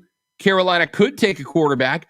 The other option there is that Carolina's trade value goes up for that 8 picks. So if you're at a spot that I'm in right now, which is the belief that the correct decision for Carolina would be to trade back, stock up picks for the next 2 years. Keep in mind, if Teddy Bridgewater is going to be your quarterback again this year, right, then it is yet another rebuilding year. And if it is another rebuilding year, then adding a couple of first rounders for next year is not the worst thing in the world if you can find a team that is desperate for a quarterback, if Mac Jones or Trey Lance is available for 8, and if somebody wants to trade up, because there are teams sitting in that 9 to 15 region that do indeed look like they might be on the haul for a quarterback. And if that is the case, which I suspect that it will be, if that is the case, then that 8 spot looks even more valuable than it would if there was a team that really had targeted a Jamar Chase or a Patrick Surtain or somebody else that was in that mix. If the Falcons trade back from 4, or if they don't, Lonzo, I think there are good things, good situation. Although there was a panic moment 2 Fridays ago when all those trades came down for Carolina, that maybe they had waited too long to get aggressive. If the Falcons can trade out of that number 4 spot and move in another direction, that means somebody's jumping in there to grab another quarterback. I really, and maybe I'm being silver lining here, tell me if I'm wrong, Zoe, I really like that for the Carolina Panthers, because either they're getting the 3rd skill position pick, or the trade value for 8 just skyrocketed with only 1 quarterback still on the board at that slot.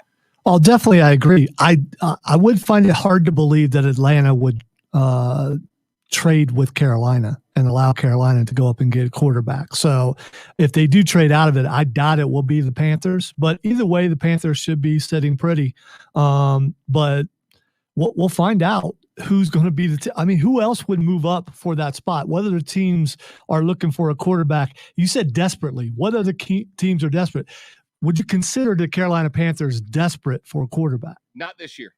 In general, for next year, yes. They've got to have QB future by next year. It's not got to be desperation this year. If you got to roll with Teddy Bridgewater one more year, you got to roll with Teddy Bridgewater one more year. It is what it is. I don't think they're desperate. And I don't think they would be one of the teams looking at trading to 4, to be honest. I don't think they're one of the teams looking at 4.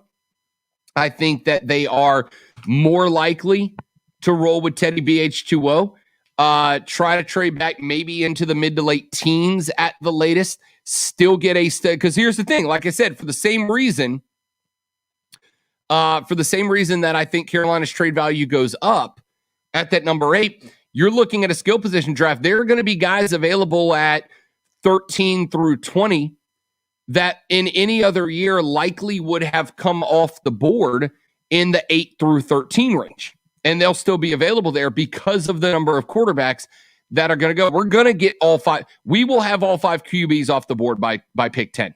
I guarantee it. All right? I guarantee it. Neither Lance nor Mac Jones are going to slide into the teens. That means that skill position players are going to be available that would not ordinarily be available in that spot. That means that Carolina's value for a trade skyrockets because of a desperate team looking for a QB. And if they can get a good trade position somewhere in the mid to low teens, there are going to be guys in the mid to low teens that would have any of the year would have been off the board in the early teens or late 10s that will be available there. I love how this sets up for Carolina. I think it sets up picture perfect for them, Zoe. I have a little bit of breaking news. Okay. A couple sources have confirmed this. Wofford is opting out of their last 2 football games. Really? Let me see if I can. I'll tell you what. Let's do this. I want to research that real quick. Let's see if I can dig anything up on that, and see if we can break that. I will see if I can score us an interview in the next couple of segments. Because that is big news. That is big news. Wofford, of course, Wofford and Furman, a game that I was hoping to attend the last couple. Todd Summers on Twitter. Todd Summers is is a sportscaster over in Spartanburg. Todd Summers says that Wofford has opted out of the final 2 games of the spring season due to COVID opt-outs and injuries. So I'll see if I can score us an interview on that coming up here in just a minute. Let's take a break, see if I can start working on that. My name is Rob Brown. Lonzo's at the helm. This is ESPN Upstate. You're listening to The Rob Brown Show. Prisma. Yep. The Rob Brown Show. Listen on your computer and tablet at ESPNUpstate.com. Prisma Health, committed to your care right here in the upstate. I have been working with Prisma since I got here just a little over a year ago. I got my vaccination shot through Prisma just a handful of days ago. When the coronavirus broke out, the first folks I interacted with were Prisma. That's who I went through. Prisma Health, and every interaction that I have been concerned. They have been trustworthy. They have been upfront. They have been caring. They have been compassionate. And it has been an absolutely fantastic experience. And I'm sure that it will be the same for you and your family. Prisma Health has locations throughout the upstate and the Midlands, and with over 2,400 medical professionals within their network, you can find the right doctor for you and your family by checking out their website at prismahealth.org. Prismahealth.org, you can get scheduled for an appointment. You can find a doctor in their vast network of healthcare professionals, and you can start working with the official healthcare providers of both the Gamecocks and the Tigers to make them the official healthcare provider for you and your team. That is to say, you and your family. Again, check out their website at prismahealth.org. Prismahealth.org. You can get updates on their MyChart system to keep you up to date with all of your healthcare information centralized. Go to prismahealth.org to learn more. It's our friends at Prisma Health right here in the upstate. Automotive.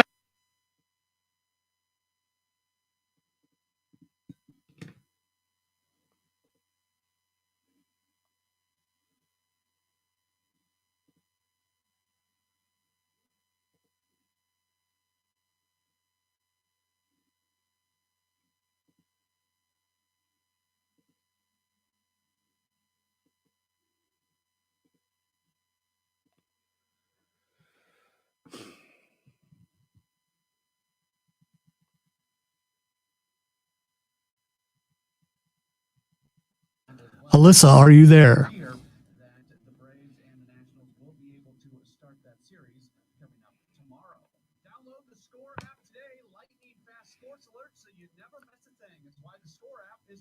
Hello, Alyssa.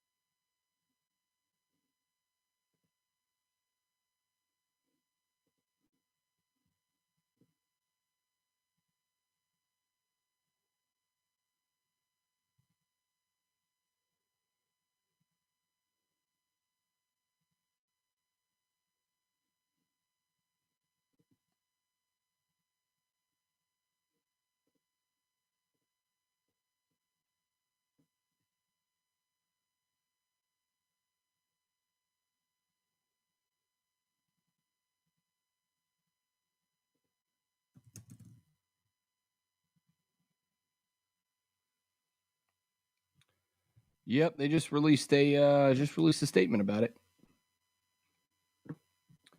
Official.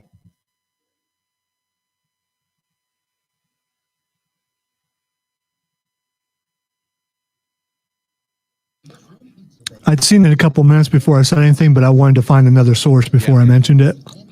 Although the original source was pretty good source. But then when I Googled it, Western Carolina had already come out and said that the game had been canceled. So 1 minute.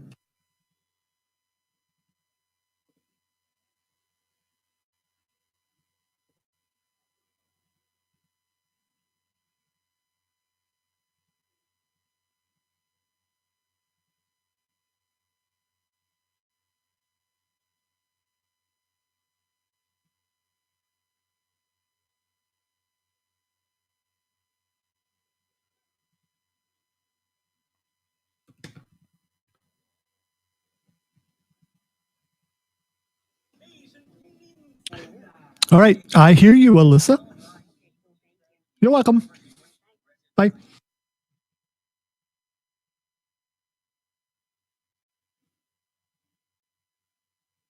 "20 seconds. And there's a live baseball on, by the way. There is. I'm watching it. Detroit, Minnesota.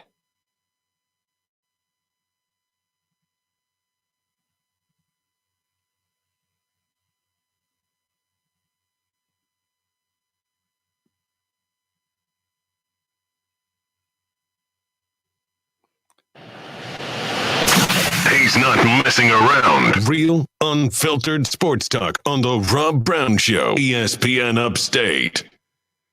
All right, we can now confirm that Wofford football has elected to opt out of the remainder of the spring season. Wofford College has announced that the football team is opting out. This according to a press release directly from Wofford, by the way. Wofford College has announced that the football team is opting out of the remainder of the spring season. The decision is based upon a combination of player COVID opt-outs and injuries that have left the team below the Southern Conference guidelines for specific position groups. Richard Johnson, director of athletics, said, quote, "We are disappointed that we are unable to complete the spring season. Our student athletes and coaching staff have put forth a lot of hard work to get to this point, and we appreciate all that they have done tackling the multitude of challenges that the past year has presented." Wofford finishes the season of 2020-2021 at 1-4 with a win over Mercer. The games that will not be played are April 10th at Western Carolina and April 7th at Furman. Wofford previously had to postpone a home contest against East Tennessee State, which is now officially canceled as well. So, Zoe, it's one of those things that is understandable, painful, no doubt about it, but certainly understandable if you get to a spot where, due to opt-outs, due to injuries, and due to not meeting guidelines, we knew that this was a possibility, and this is a possibility for just about every team. It's something that every FCS team coming into the spring knew was a potential, knew might come into reality, and unfortunately, Wofford's just the most recent team that is going to suffer because of it.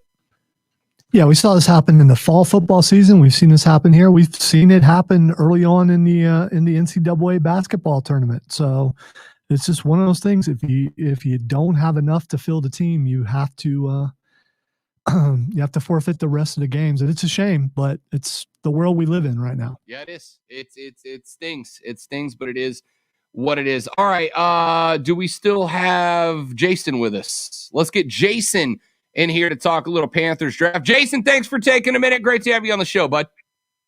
Hey, thanks for taking my call. First of all, before I get to the Panthers, I think if the Falcons are smart, it would be good to trade out of the number 4 pick. I guess your analytics and statistics will tell you you got a better chance of having success with Matt Ryan, who still got a few good years left, I believe, playing in a dome. That doesn't hurt him.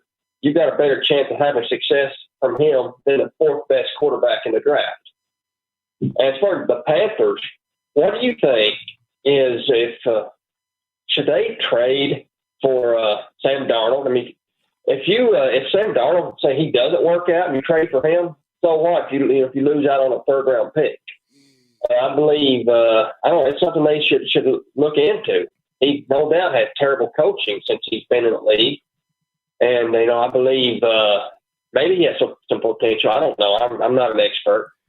So what do you think about the Panthers trading for Sam Darnold? I need to know the price. I'm not giving up a first. I don't know that I'm giving up a first rounder for him. I wouldn't hate having him on the roster at the same time as Teddy Bridgewater to kind of make sure I know I got a guy there that he can learn under for a year. And honestly, I'm with you. I don't think that a career reset for Sam Darnold's a bad idea. He has been thrown into arguably the worst run professional sports franchise in America over the past 15 years or so in the New York Jets. I wouldn't hate it, but I don't know that I'm giving up my first rounder for him. And I think that he will, if the Jets do indeed decide to go with Zach. Well, first off, even if the Jets go with Zach Wilson, I don't know that they'll want to trade Sam Darnold there. They may very well want to keep him on the roster, let Zach Wilson sit for a year, let the new coaching staff get their program established before they hand the reins over. But if the Jets are willing to part with Sam Darnold, I suspect heavily that they would want a first-round pick and some low-round picks for him in return. It depends on the price, Jason. It depends on the price. I think there's probably a price point somewhere that I would say, okay, pull the trigger, take the risk. But there's a handful of guys in this draft this year, guys like Jamar Chase that I look at and go, I think that guy's got potential to be very, very good down the line. I think I would wait one more year and maybe look into free agency next year, where Sam Darnold may very well be available on a free agent contract. Jason, appreciate the phone call. Great to have you check in. Look, Zoe, on one hand, he's right. Sam Darnold has worked under a garbage franchise and a very bad coaching staff the last couple of years. I don't pin everything on him. That being said, there have been spots in the past where there are other quarterbacks who have worked under bad coaching regimes and still come up with results. And Sam Darnold has had some games where he's shown you flash that he could do it if given a successful setup around him. But if I'm Carolina, I'm not giving up a first rounder for him. I'm not there yet.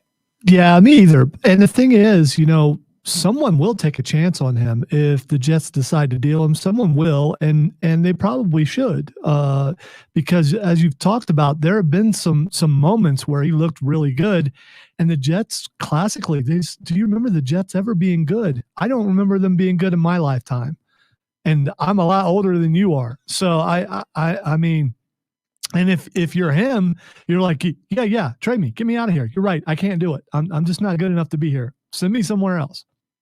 They had a couple of good years back during the Bart Scott regime. Remember Bart Scott a couple of years ago playing linebacker with the "can't wait" phrase, which I loved. But yeah, I mean, under the last couple of coaching administrations, they have been atrocious. They've been atrocious. And again, I don't fault Sam Darnold, though. Again, despite the flashes overall, top to bottom, there's a price point there, and I don't know exactly where it is. I don't know exactly where the price point is, but I know that I don't know even if I am desperate for a quarterback, which right now if I'm Carolina, I'm not desperate for a quarterback. Do I want one? Yes. If a situation comes across that I could end up with a QB that I like for the future, yeah, I'm probably a buyer. I'm probably in a buyer market. But I don't know that I'm selling the farm for Sam Darnold when you could wait till Sam Darnold likely is going to be a free agent at the end of next year if the Jets do take Zach Wilson. I don't know that I don't just wait for next year's free agency period to come out and see what it looks like. So we keep talking about desperation. So the Jets are desperate for a quarterback because I think the Jets are just desperate, period, as a franchise, and drafting another quarterback is not going to fix your problems. You got a brand new coaching staff. I still would be shocked wouldn't be shocked if they trade out because, you got a new guy coming in. If you see there's potential for Sam Darnold, why not use that pick to get you some more picks to shore up all the other countless holes that you have on this team? Yeah, it's, you mentioned it again, the word desperation. If you are Carolina, are you desperate? For me, no. I would rather have a team built that when I get that quarterback next year, whether it's a Sam Darnold in free agency, whether it's a drafted quarterback, maybe you trade back the 8 this year, rack up a couple of first, and try to trade up towards the top of the draft next year and look at next year's QB draft class, which I don't think will be as good as this year's, but hey, you never know. Maybe you take a look. Maybe that's what you take advantage of, especially if the Falcons trade back. They create a bit more scarcity at the QB position. Or heck, maybe you look at the second, third round. Maybe you look at a Kellen Mond. Maybe you bring in the kid out of Texas A&M who's floating around out there as having really impressed some NFL scouts through his pro day, through his offseason, had a better than decent career at Texas A&M. Maybe you take a Kellen Mond and you hang on to him and you keep him in the back pocket as a potential trade piece next year. If there's not a franchise guy, maybe you give Kellen Mond the shot, right? He's a Jimbo Fisher trained quarterback. He did well at college. Maybe you give him the shot. I'm saying there are options. And right now, as much as I would not hate Kellen Mond coming into play, I would not hate Sam Darnold in a Panthers uniform. The problem you're going to have, Jason, is that the price point is going to be set very high because there's a QB panic going on right now in the NFL. And you're seeing it play out in the draft order. You're seeing it with San Francisco trading as much as they traded to go to 3. You're seeing it with teams talking to Atlanta to go into 4 for a guy that, honestly, I think is a 10 to 15 pick. But because of that scarcity, this is just simple supply and demand economics at play with people as the capital. Because of the QB scare, Carolina's picks become more valuable, and I don't know that trading back isn't a real lucrative possibility here. I don't. 844-GSP-ESPN, 844-477-3776. Text us at 71307, 71307. Shoot us a text. Tweet us at The Rob Brown Show, at Lonzo on Word, and at ESPN Upstate. Real quick text that just came in at ESPN. How would y'all feel about a swap sending Teddy for Jimmy Garoppolo? Is it realistic? No, San Francisco is going to want more for Jimmy Garoppolo. The dude is still considered a starter. A lot of folks think that even if Justin Fields or Zach Wilson end up in San Francisco, that Jimmy Garoppolo is likely still going to be the guy in San Francisco for the year. You know, you're seeing a lot of that the last couple of years. Let the rookie guys have some time to sit and get up to speed before you toss them in there. But if I could package Teddy Bridgewater and let's say a second rounder for Jimmy Garoppolo, Lonzo, I'd take that deal in a heartbeat. Yeah, I think people they buy into the narrative that Jimmy Garoppolo is not any good. He did lead his team to the Super Bowl, and he was pretty consistent. And this was just a couple of years ago, and he had to deal with injury. So if he's fully back from his injury, and it usually takes you a season to do that, he's a pretty good quarterback. So, but I don't think they're going to be willing to part with him for just a straight up trade for Teddy, for sure. You'd have to package more in there, and I think you hit the nail on the head. When he's been healthy, he's been phenomenal.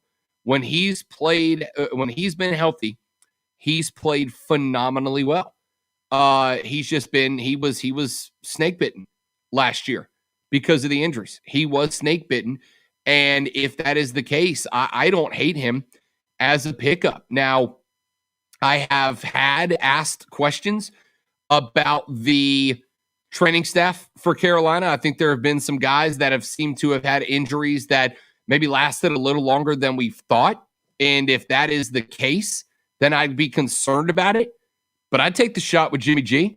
In fact, I think the first day 2 Fridays ago when all those trades happened and San Francisco moved up, that was the first thing I said. Does this put Jimmy Garoppolo on the market? Because if Jimmy Garoppolo is on the market and available there, I'd send Teddy in a second. In a heartbeat, I'd send Teddy in a second. Let Teddy go welcome Justin Fields into the league, send him a second rounder, and have your guy. Why not? Why not? Quick break. We're back after this on the Rob Brown Show. This is ESPN Upstate. Your chance to bank $1,000 in the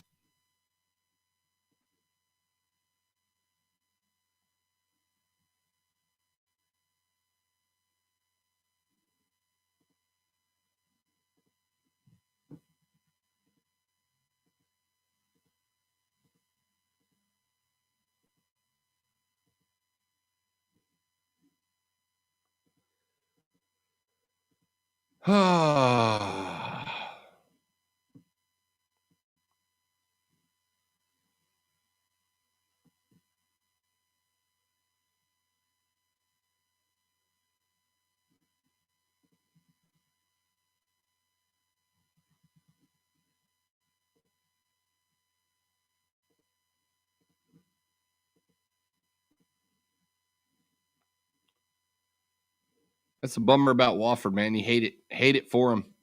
Hate it for the kids, primarily. It's rough.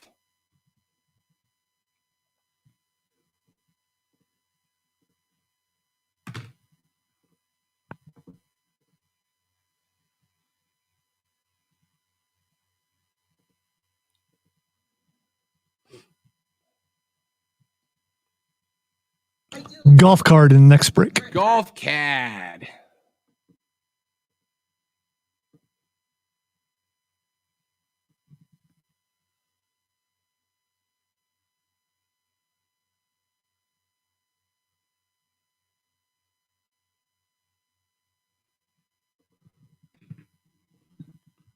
By the way, it was a very cool Saturday night to get to interview those voice talents. I didn't get a chance to watch it. Oh, it went really well. Once I got into it, the nerves went away and just had fun with them. I love it. Yeah. Did you do anything special with them? There's some things that I'd like to point out, but I don't want to point out here. Okay. Just some things that were going on in the background, which I thought were hilarious. One of them just took his phone and just walked around his house to show us all the pictures of him, the voice of Hercule, Chris Rager. He just walked around with a smile on his face, and then suddenly you can see the walls full of pictures that, of all the stuff that he had voiced. Nice. I did find out that one of the questions I asked, which is more difficult, doing voiceover for anime or for video games, and they said anime because you have to match the voice flaps. Oh, yeah, that makes sense. And with video games, you don't have to do that. Yeah, it makes a lot of sense. I'm like, okay. I did ask the guy, Josh Martin, who voices Majin Buu, who is also body talent for Barney. When Barney was live, he was Barney for a while, Barney the dinosaur. And I asked him what it would sound like if Majin Buu absorbed Barney the dinosaur. And it ended up sounding like Pee Wee Herman, which I pointed out. And so he just went straight up into Pee Wee Herman. That was pretty funny.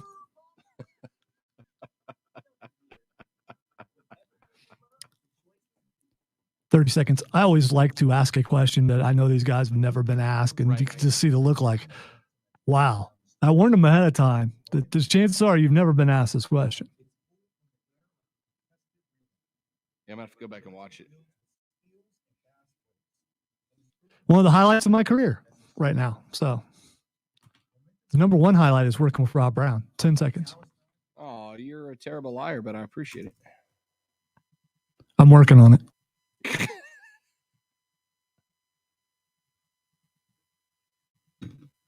Keyword ESPN and your message to 71307. Get in the game on the Rob Brown Show. Only on ESPN Upstate. Rolling on the Rob Brown Show. This is ESPN Upstate. Rob, Lonzo, and you. This segment, for just this week, everybody calm down. This segment is our WrestleMania segment all 5 days this week as we head into WrestleMania this weekend. Of course, may I interrupt for a moment? I don't think you need to throw a disclaimer out there. I think people have come to expect that that you and I are going to talk some wrestling. And you know what? Unashamedly. And if you want non-wrestling talk, listen to that show for men. That's where you're going to get at. You know what I'm absolutely waiting forward to? What I cannot wait for? What I cannot wait for is the inevitable tweet from both of the hosts of the show for men on Sunday night where they say, "Why is everyone on my timeline talking about wrestling?"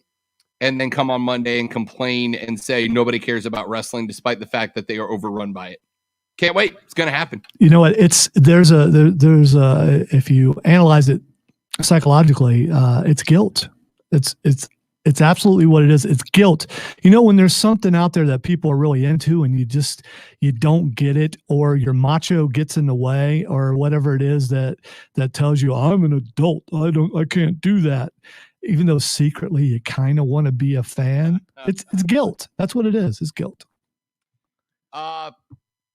Yeah, so we got WrestleMania this weekend, and there's, I don't know, Zoe, it's supposed to be the Super Bowl. It's supposed to be the biggest show of the year across every wrestling company. There are some elements of it that I'm very excited about.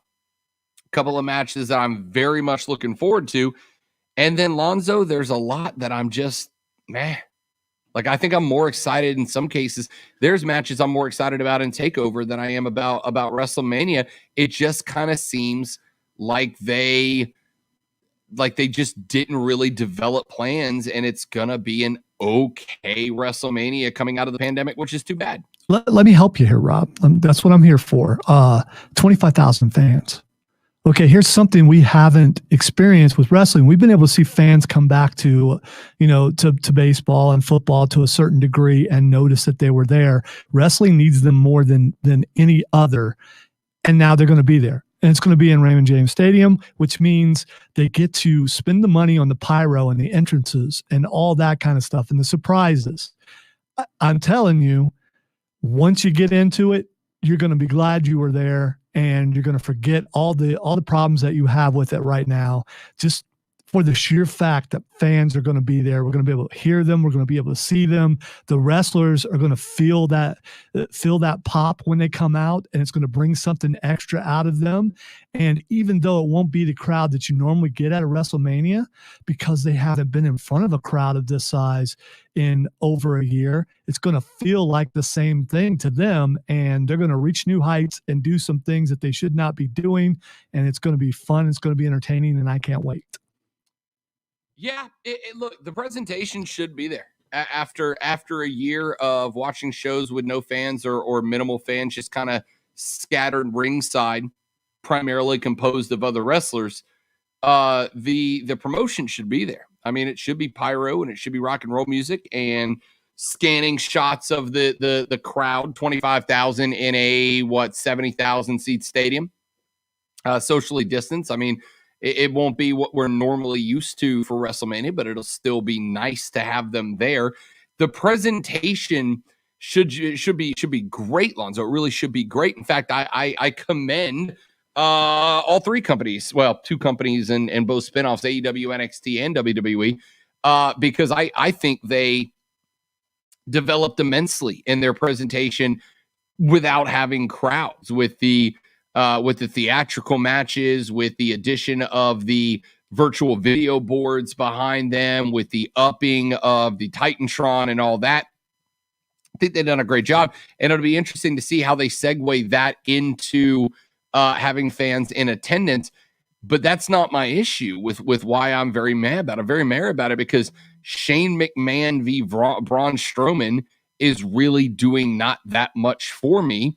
There are some well-developed storylines. That's not the main event, though. I mean, that's just like, that's a fill-in match. That's a Shane. A McMahon needs to be involved in WrestleMania. We're not getting Triple H. We got to have a McMahon there, and it's usually Shane McMahon, and he's going to do something stupid. Well, whether I like it or don't like it, there's still that WrestleMania moment every year where you go, "Don't die, Shane." Because he's going to do something that he should not do.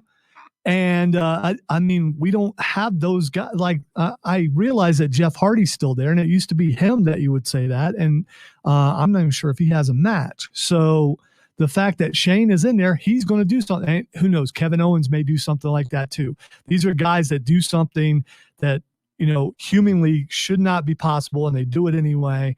And it will be worth it for that. It'll also be worth it when Braun gets the victory. Do you trust Shane not to put himself over? Yes, I do. Like, even a sneaky heel BS. I don't know, man. Kevin Owens v. Sami Zayn. Can I just go ahead and say I'm here for it? Just let those two fight. That should be the only rivalry either of them ever have for the rest of their lives. Ever. Give me that one all day. Hey, when there's chemistry and you work well together, magic happens. Yeah. So yeah, definitely. Fiend versus Orton. I'm that whole rivalry was based in the theatric world of wrestling, right? With the whatever it is, substance coming out of Orton's mouth every time Alexis showed up, with the Fiend being roasted alive and all that. That match was built entirely on theatrics, but now you've got a live audience, so you kind of lose a good chunk of the theatrics. I trust Orton and Fiend to do great, but what I'm going to say, do you though? In a live setting, as long as that match is later after the sun sets, there are so many things you can do with that theatrically in that big stadium. So I'm looking for. I'm just thinking of all the things they could have done coming into this if there were crowds, but at WrestleMania, you do something. I mean, where's the Fiend going to come from? There's so many possibilities. I just can't. I'm looking forward to that match. I'm just all in for the 80s slasher wrestling match that I'm waiting for.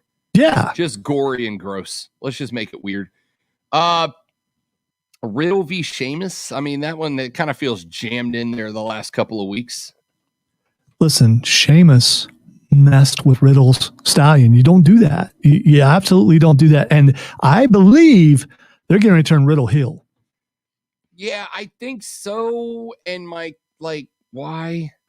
Yeah, it won't work. But it won't work. But they're doing that, or they're going with because he messed up a promo apparently on purpose, and they're going with the stoner thing that he just forgot what he was doing.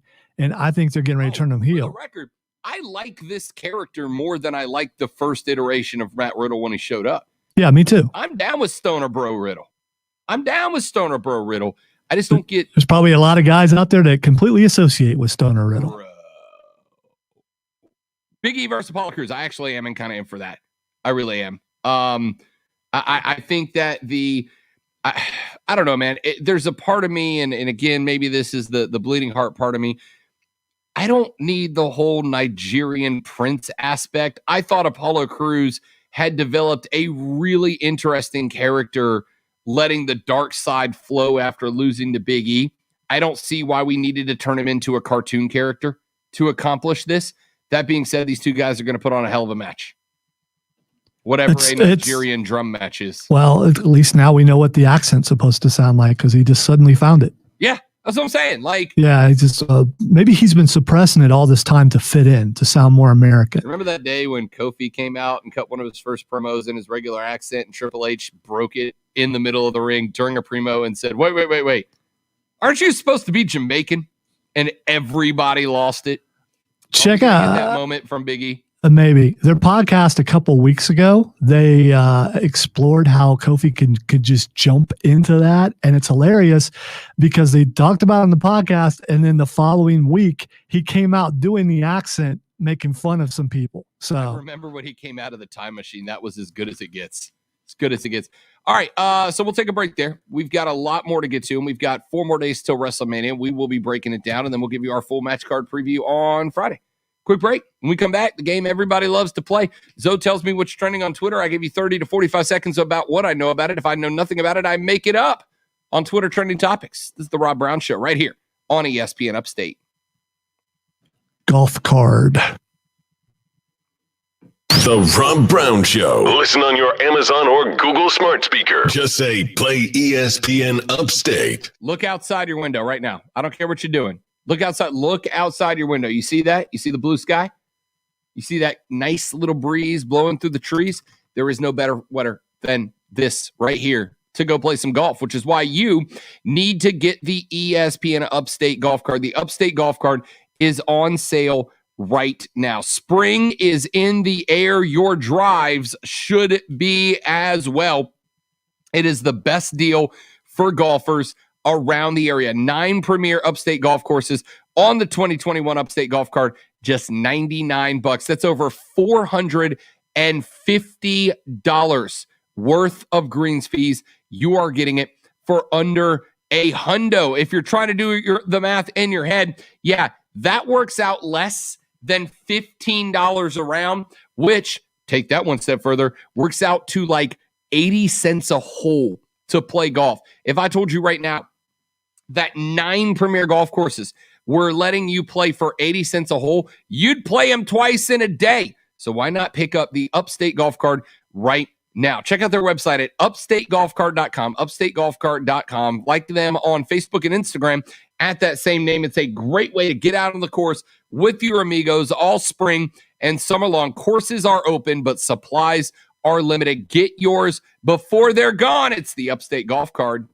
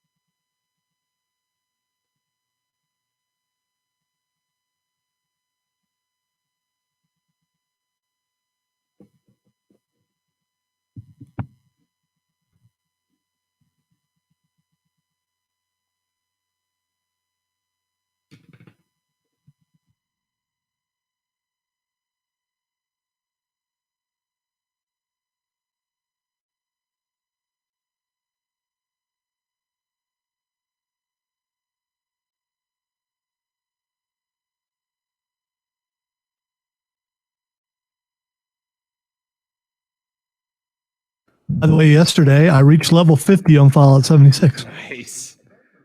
I haven't fired it back up since that failed interaction that day. Did you get your mic working? I still don't think that was it. I think it's where the other 2 people in the house were also on. It was causing a problem. Are y'all all on all on one account? No. Oh, okay. But I've noticed sometimes when all 3 of us are on playing together, sometimes we have some problems. Or maybe it was your fault. I don't know why it's, automatically my fault. But, I mean, more than likely it was my fault. I mean, my mic was working. I could hear you.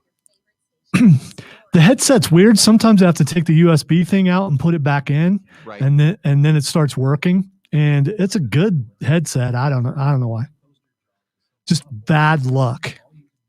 But I'm glad, since you mentioned it was a hard game to play on your own, I wanted to see if I could do it. And other than, no, it's not for that reason, because I wanted to go back for it. And my son and I started playing it together when it came out. And it was one of those that we played together, but then he got to playing other stuff and they never had time. It's like, you know what? I'm playing this by myself. I want to see if I can do this. So the level cap is 50, by the way. So I made it to the level cap, and there's still some other stuff. Well, there's quite a few things that I could still do. I see people on there like level 150, level 200. There's no way I'm putting that much time into it, but I got in a position yesterday where I went into one of the main missions up against the main bad guy and, one of the main bad guys, and I didn't bring enough ammo. And it was a rough situation going up against a robot that I could not beat. I died probably 20 times until I finally got him in a corner where I could snipe him in a way to beat him. And I think the game was glitching because it wasn't doing that much damage, and then suddenly it started doing damage. There's no way a robot has buffs. I could be wrong, but I don't think a robot has buffs. 30 seconds. I punched a crab. Those are fun to punch.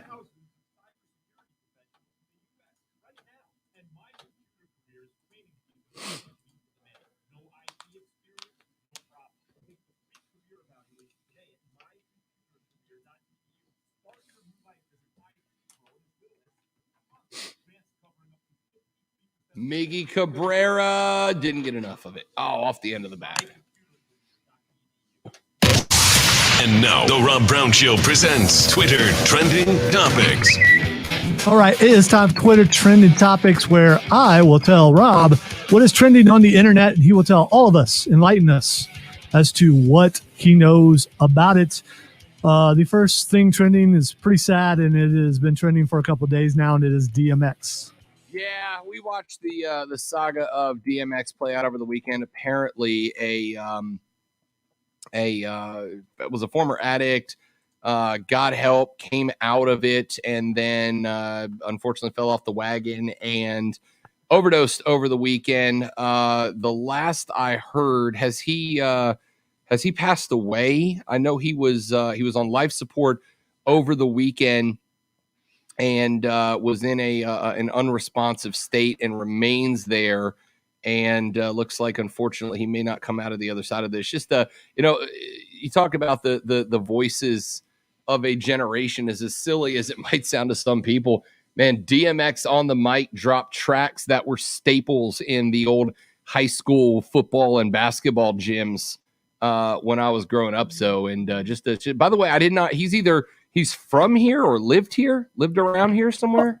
He's been arrested here many times. Oh, I'm sure. Yeah. I want to say that he was like from here or around here, so not born here, but lived in the area. Either way, just too bad, man. Just too bad. Well, speaking of which, I wasn't going to go here next, but I will. The next thing trending is Kurt Cobain. Kurt Cobain was, of course, the front man for Nirvana. I was not a huge fan of Kurt Cobain, but I also recognize the importance that Kurt Cobain had on American music, kind of one of the guys who pushed the envelope for the grunge movement back in the day, which led to multiple new genres of rock and roll. He passed away on this day 27 years ago. Did Kurt Cobain sadly take his own life? And look, man, I will still, like I said, I was never a huge fan, but every now and then on my YouTube account, the Unplugged that Nirvana did on MTV will show up. And even if you're not a fan, you can appreciate the love and passion that dude put into his own music, and you can see it come through. If you haven't watched the Nirvana Unplugged on MTV, I think it's on YouTube still. You can go back and watch it. It was unbelievable. 27 years ago, Kurt Cobain took his own life. Yeah, it's hard to believe it's been that long, but yeah, 27 years. All right, the next thing trending is Aaron Rodgers. Aaron Rodgers. It is time for Aaron Rodgers' turn to host Jeopardy. And he is, I got to tell you, I'm kind of excited about watching it. He's a huge Jeopardy fan. Said that he has been studying not just game film, not just watching old episodes of Jeopardy, but actually watching it from Alex Trebek's point of view. He's been watching it from a hard cam behind Trebek to get a feel for what Trebek wanted that game to look and flow by. That's a quarterback move right there. 100% it's a QB move, and I'm here for it. I'm here to watch it. I'm interested because I've not been thrilled with the guest host choices that they have made after the passing of Alex Trebek. Having Dr. Oz host Jeopardy for 2 weeks was a slap in the face to Alex Trebek and Jeopardy fans everywhere. That man is a quack. He is a shill. He is a charlatan. And to have him stand behind the podium, that one of the most genuine, authentic, real people of all time, and Alex Trebek, man, for decades was an absolute insult to the show and what Jeopardy is. When they announced Aaron Rodgers a couple of months ago, I was like, man, I don't know. Why are you going to have an NFL quarterback? And then I went and looked, and Aaron Rodgers loved Jeopardy. He cares about that show. The dude is putting hours and hours into just watching Trebek so that he can give it what it deserves in that show. I'm more excited about Aaron Rodgers than I was about any other guest host they've had so far. I still want, Zoe, you know who I want to be the permanent replacement host? LeVar Burton. It should be nobody but LeVar Burton. But I'll give Aaron Rodgers a shot at it.